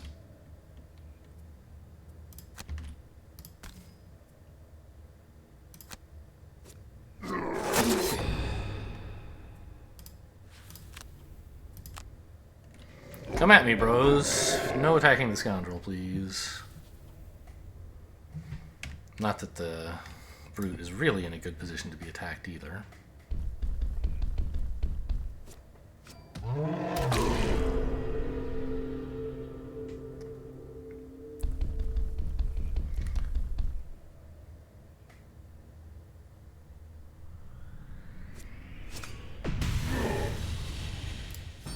He has warding strength. That's why he wants to do this. Oh my god, they're double attacking. I didn't even notice.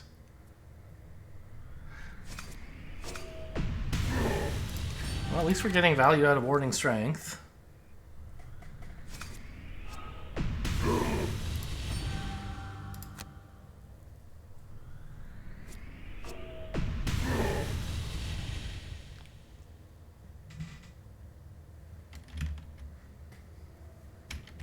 Mind Thief, yes, is still adjacent to an enemy. And suddenly Feedback Loop is looking kind of silly.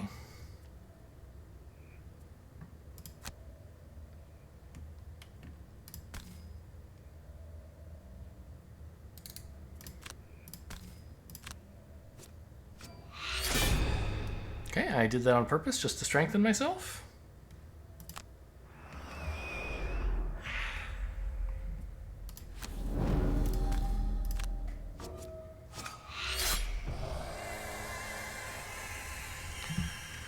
Got him.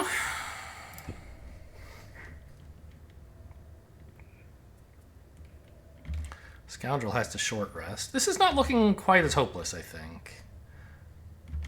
The Rending Drakes have taken some time to get into the battle, and the bears and the living spirits are a little bit under control. But on the other hand, we're so short of cards already. Oh my god. Yes, I don't want this card.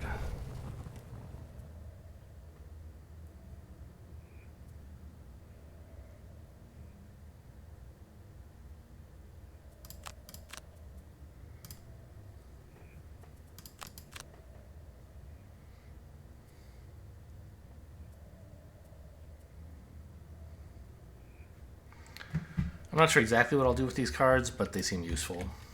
So I'm not going to, like, prematurely short rest them. These two cards seem weak.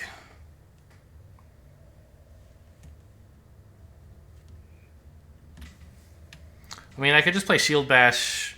Yeah, I should burn Shield Bash and heal with Eye for an Eye, right? That's fine.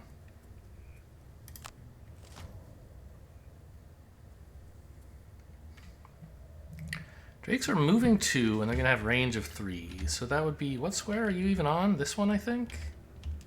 1, 2... Yeah, I mean, they can hit us pretty well. They can target as... 1, 2...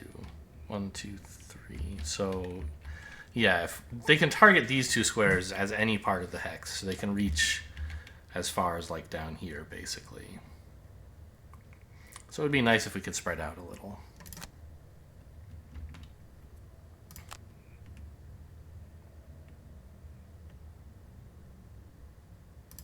I'd like to finish you off, please.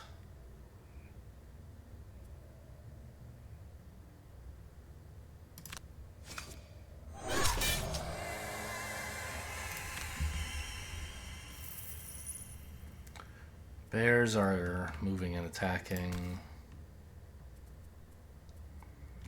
The living spirit is not... It's attacking all of us for 1. That's not so bad, right?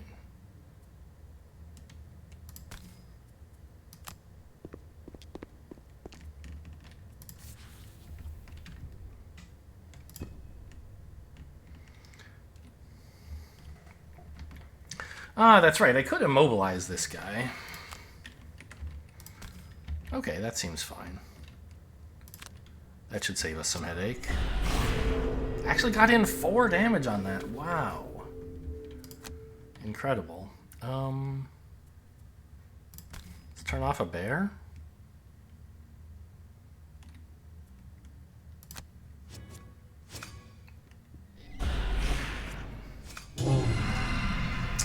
Great.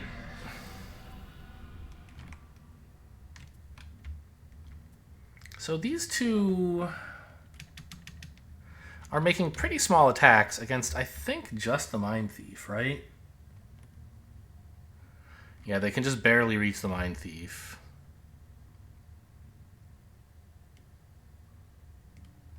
So he's going to get poisoned and muddled, but not too badly hurt otherwise.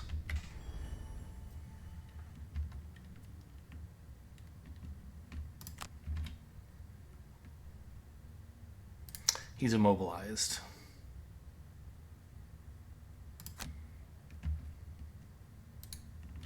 I forgot that. Is it better to heal 2 or shield 1?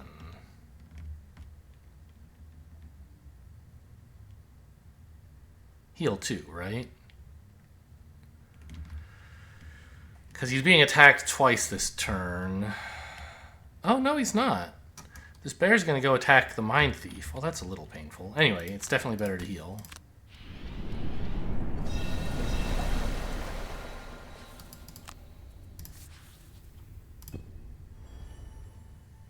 Yeah, the Mind Thief's in for a tough day.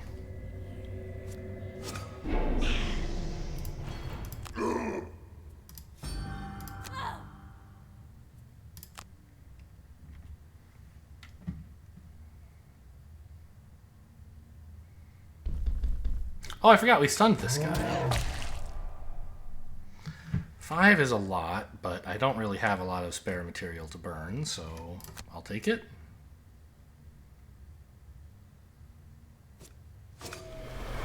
Oh yeah, I forgot all 3 of them get to attack the Mind Thief. That's a little unpleasant.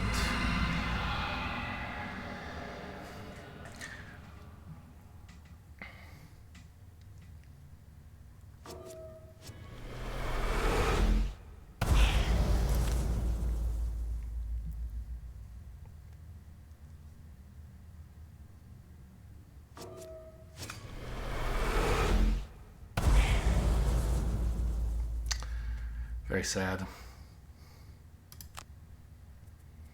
I don't think Perverse Edge... I don't know. The stun is really nice.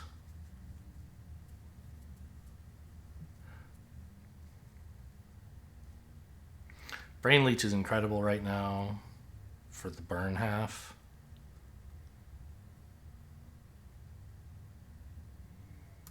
Probably don't need Scurry for much. Or Feedback Loop.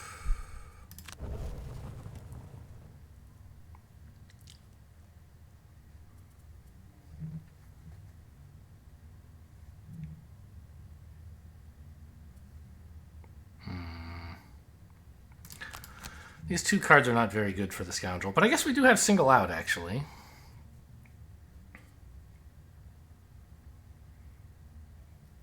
And this bear is singled out at the moment. I wish I could long rest, but that's obviously suicide. Fine. Yeah, I think we're not quite getting there, but we'll see.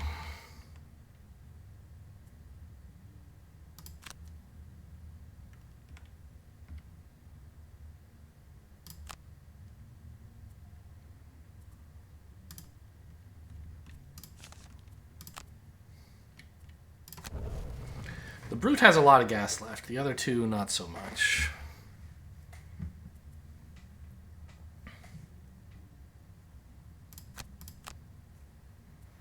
There's no air at the moment? No. So skewering this guy's probably not a kill, whereas trampling him probably is? But I also want to attack the bear, right? Hence the spare dagger. Oh, skewer doesn't even get to attack, right?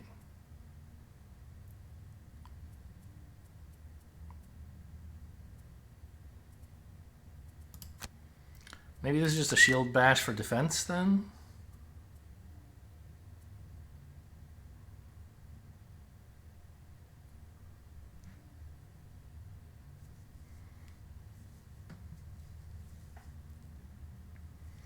Could take the Leap and Cleave to try and to generate some air for next turn so I can pierce this guy. Yeah, I'm not being attacked for much. I think Shield Bash is silly. Let's just generate some air.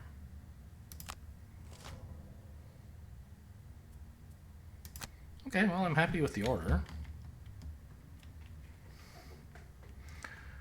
God, they're so crazy. Okay. Let's get this attack in.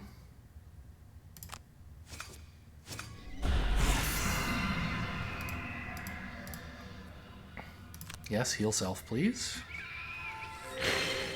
Sadly, just gets rid of the poison, doesn't restore any health.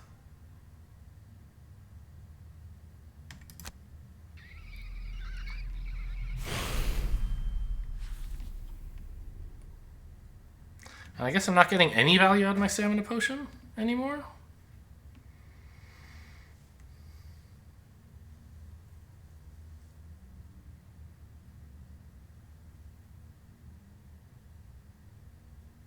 I guess if I discard my augment in the next shuffle, then I can still get 2 turns out of that shuffle if I use the stamina potion.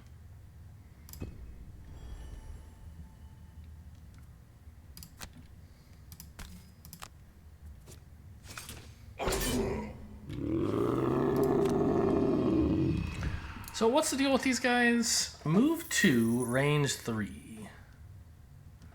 1, 2, 1, 2, 3. So if I stand on this gold the spitting drakes can reach me. If I stand here, they can't.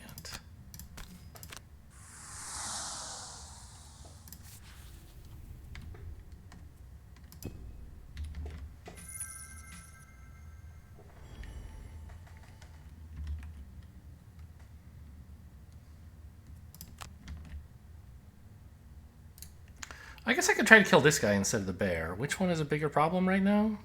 You're cursing, which I hate. But you're attacking too, which is probably even worse. On the other hand, I don't think this bow does enough damage to kill the bear.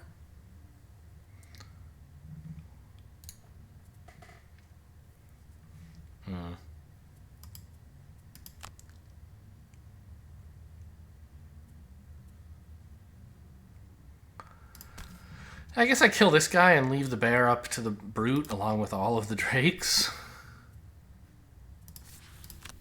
Or try to kill this guy anyway.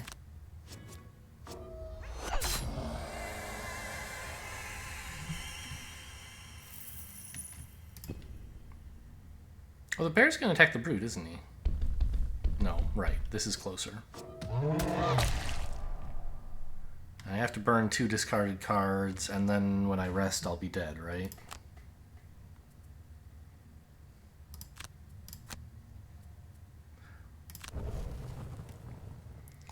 But at least I can long rest so that I don't die until next turn, which means the bear has someone to attack.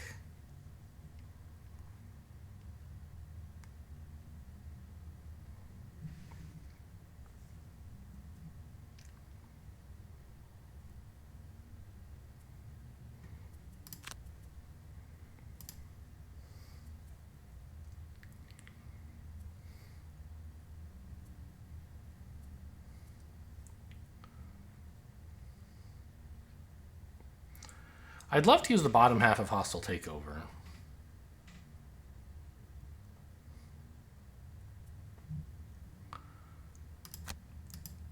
But if I burn a card, then I can't possibly pick something up next turn.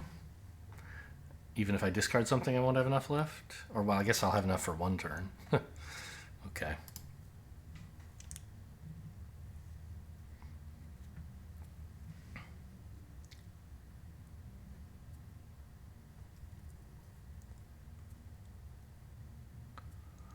I'm not sure what the plan is here. I made some air. I guess this might be the time to go in and go after these guys.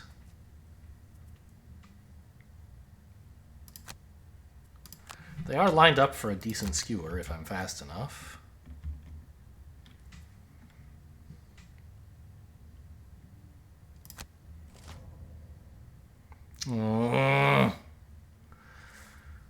Okay.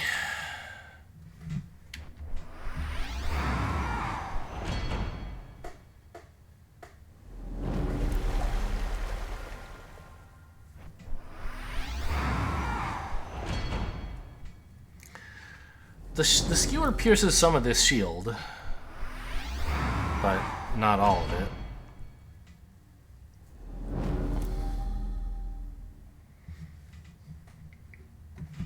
Okay, what do we have?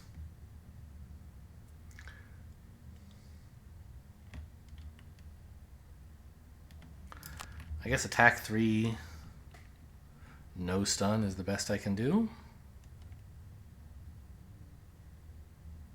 Yeah, and actually it's attack 5, I guess. So I could make some moves and stun somebody, but I'd rather keep this card around, I think.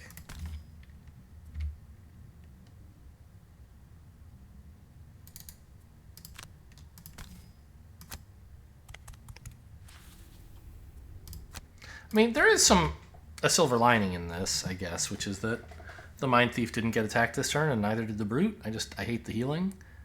I think it was a good draw for me, really, because only one of them was damaged, I think. So the shielding is annoying, but they didn't attack, which is a blessing, and...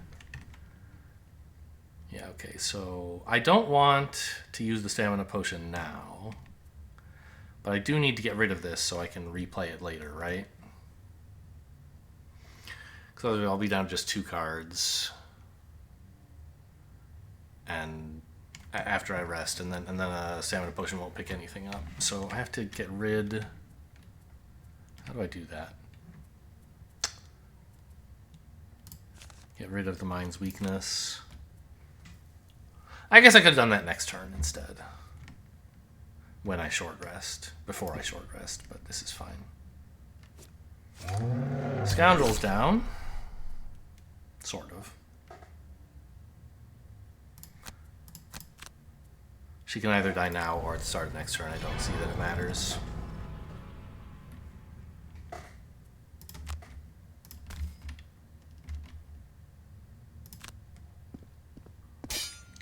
Oh, maybe I should have attacked this guy with the Mind Thief so that the skewer would be better. Be more likely to kill one of the enemies, that is.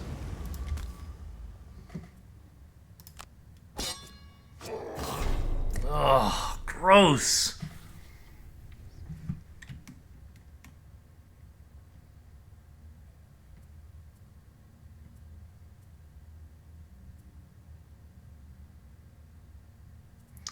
I think I want to burn Trample next turn. What am I doing with it?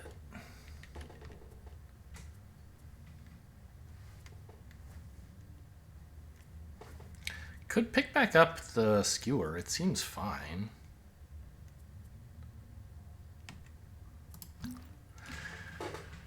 Obviously, this is ruining the Brute's combat goal of using no items, but I don't see myself winning without this. It's going to be tough to win even with it, but I would be happy to accept a win if I could get one.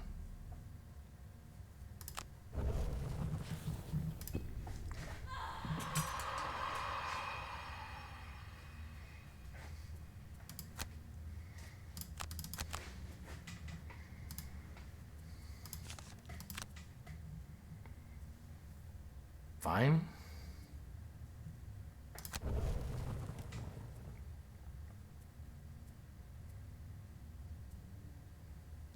I mean, wait, actually, is it fine?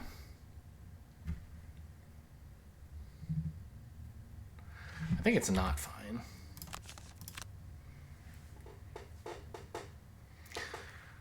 The Mind Thief's health doesn't matter very much, and that being able to burn that card would be really useful, I think. Or, like, play it twice. So okay. All we've done this round is we short rested as the Brute. Don't.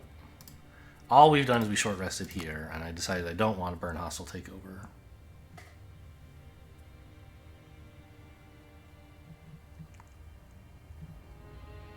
I think.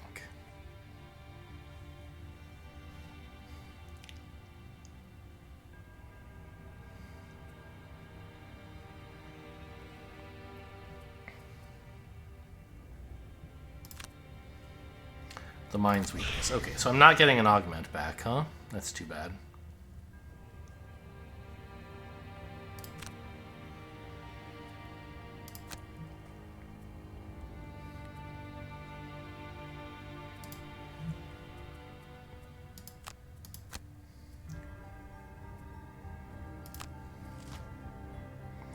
Okay, we get to go before them. That's important.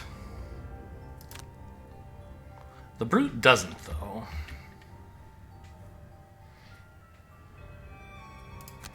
So let's take this Elite and have him attack a friend instead of me.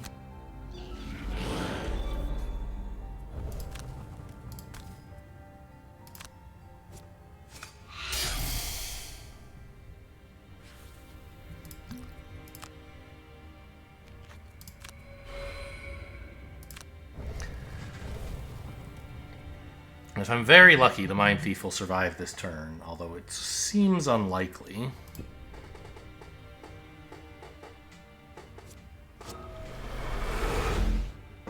That's great. That's who we needed killed for the Mind Thief to live through the turn.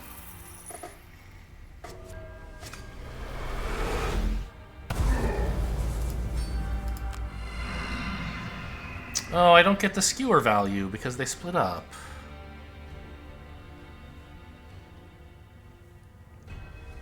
Hmm.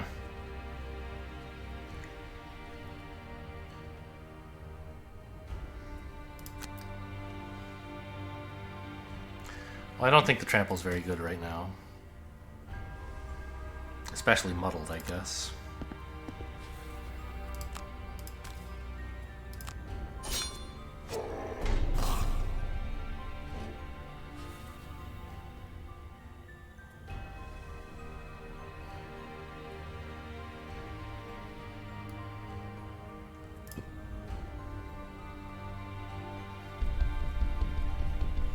I think there is still some chance. The Brute has a lot left. And the Mind Thief gets one more turn.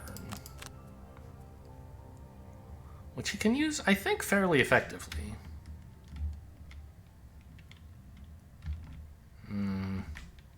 What's this trap do? Kills me, so that would be bad.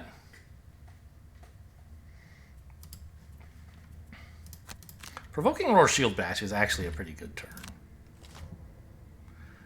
The bear is attacking. Okay.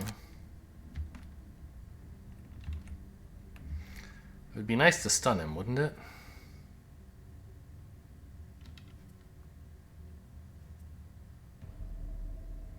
So I think we're supposed to block with Shield Bash. Yeah, clearly. The question is, who do we Provoking Roar? This would be, like, maybe a little greedy, but I don't know. We need to hope we kill this guy, right?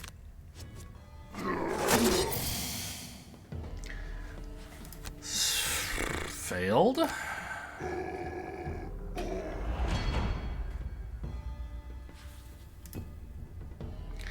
Now, the Mind Thief could get over there and stun this guy with Frigid Apparition.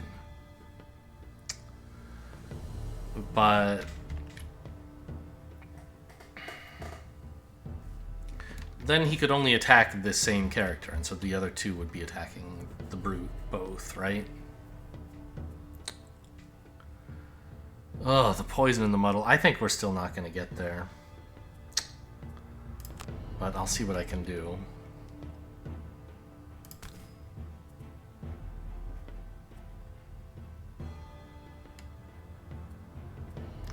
So we want to stun the bear.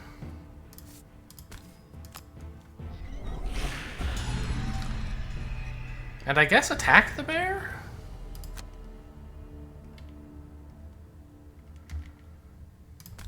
I'm not totally clear on this. Nice hit. Because the bear was attacking for more. Oh, but the bear was attacking... Well, the bear wasn't attacking at all. No. I should actually have stunned... It's too late. I should have stunned this guy. Because the bear attacking the Mind Thief does nothing, right? Yeah, this stun was a waste.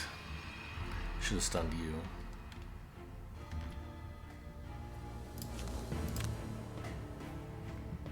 I can't afford to be spending HP on redraw. In fact, I can't. It's illegal. I don't have any HP to spend.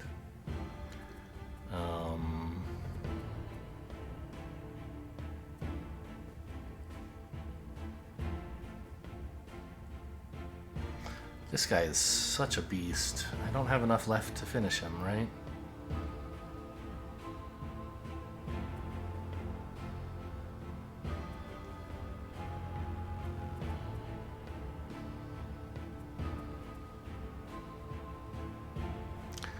I should try to get the bear onto a trap, actually. That would be a big help.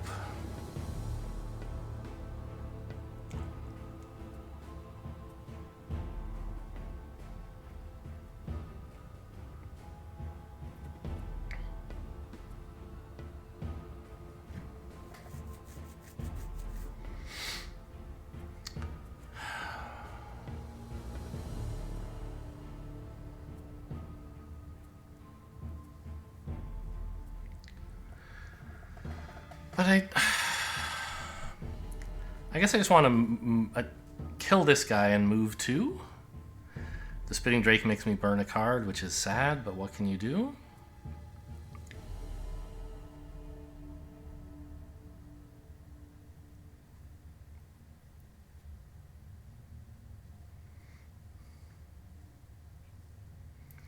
And the bear moves fast, so I think I want to get all the way up here if I can.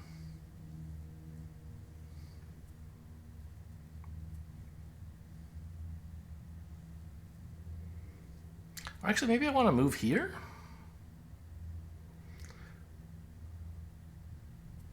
No, because my sweeping blow is not a jump. I would need to get... actually, that should be... Maybe that's okay. Makes it hard for the bear to attack me this next turn, right?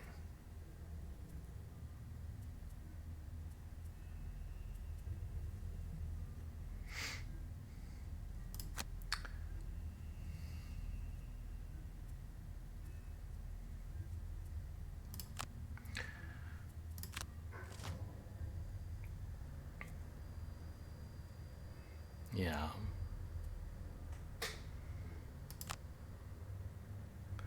So... attack this guy. And if I'm unfortunate enough to miss, I have some follow-up. Which I might very well, right? I'm muddled.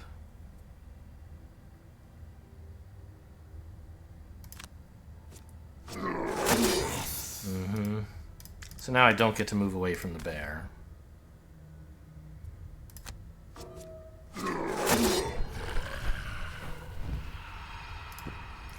I probably have to burn 2 cards this turn when these guys both attack me.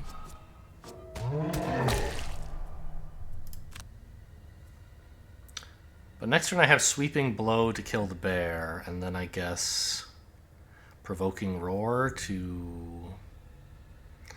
No. I won't be adjacent to this guy, so I guess I'll try to skewer him. So I have to burn the other 2 cards.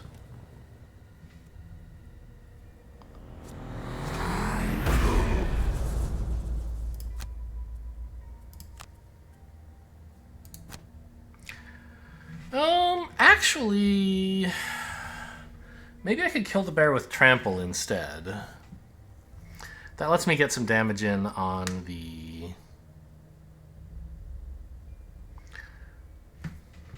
Drake, right? It's risky. The Trample is not guaranteed to kill like Sweeping Blow is. But it is more likely to do damage to this guy, right? Oh my god, he's stunning? What? Well, I guess I'm just fucking dead.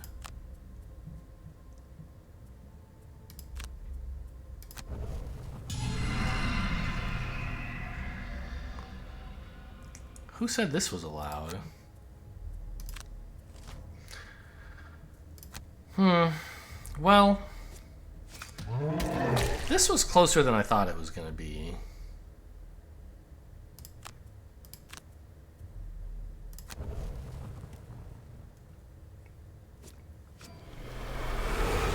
Not dead. I do get one more turn. I guess I should have kept Skewer. That was... because it could conceivably kill them both.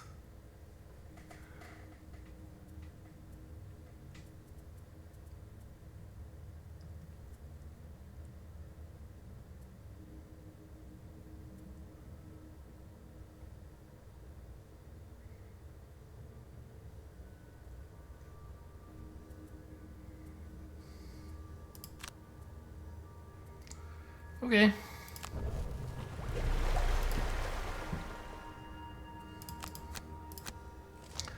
Tough game. Actually, you know what? We could still win. I just have to roll a ×2, and then we win. Obviously, that's pretty unlikely. There's only one in a deck of... I wish it would just count how many cards you have for you. Like, it counts how many of each you have. But I want a total so that I can easily see, oh yeah, there's 1 out of, I don't know, 17 or something. So the idea is we move here and push this guy into the trap.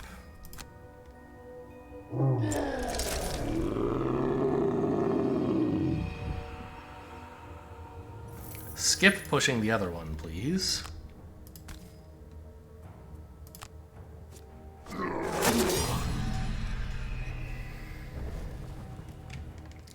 And just not enough cards left.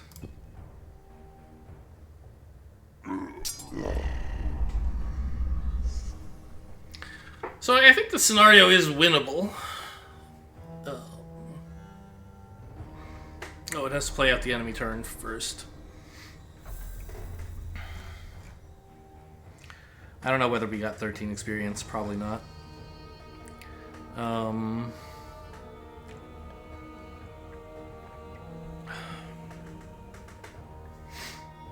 So, as I say, it is definitely winnable. We were much closer than I thought we were going to be. And... you know, the first room was really pretty nasty. Well, the second room was obviously much nastier. But it was designed to be nasty, right? I feel like we... I don't know. We mismanaged things a little bit. Actually, no. The first room was just those golems, right? That room went great. It was opening the door to the second room and then, like, the first turn or two that were really tough. I don't know. I think we got kind of lucky, even, with how long it took the Drakes to enter the battle. And I still couldn't get there. Maybe I was burning cards... burning the wrong cards, right? Like, burning the single out on the Scoundrel to get that buff? I don't know. I think that was pretty good. She got that to apply 3 or so times. That's like 6 damage from a bottom half, you know, right? Like, I think that's pretty good. Anyway, I'm not going to hit retry right now. We're just going to call it here. I'll see if they got any level ups from all the experience. You do get to keep your experience and your loot from failed scenarios. He's only up to 95, huh? And we didn't get to kill any spitting drakes either. Not as the Scoundrel, right? Okay, it does count more than just 9. It shows you 0 out of 3 times. Yeah, nobody leveled, not even close. Okay. Well, hope you guys enjoyed. Thanks for watching, and I'll see you next time.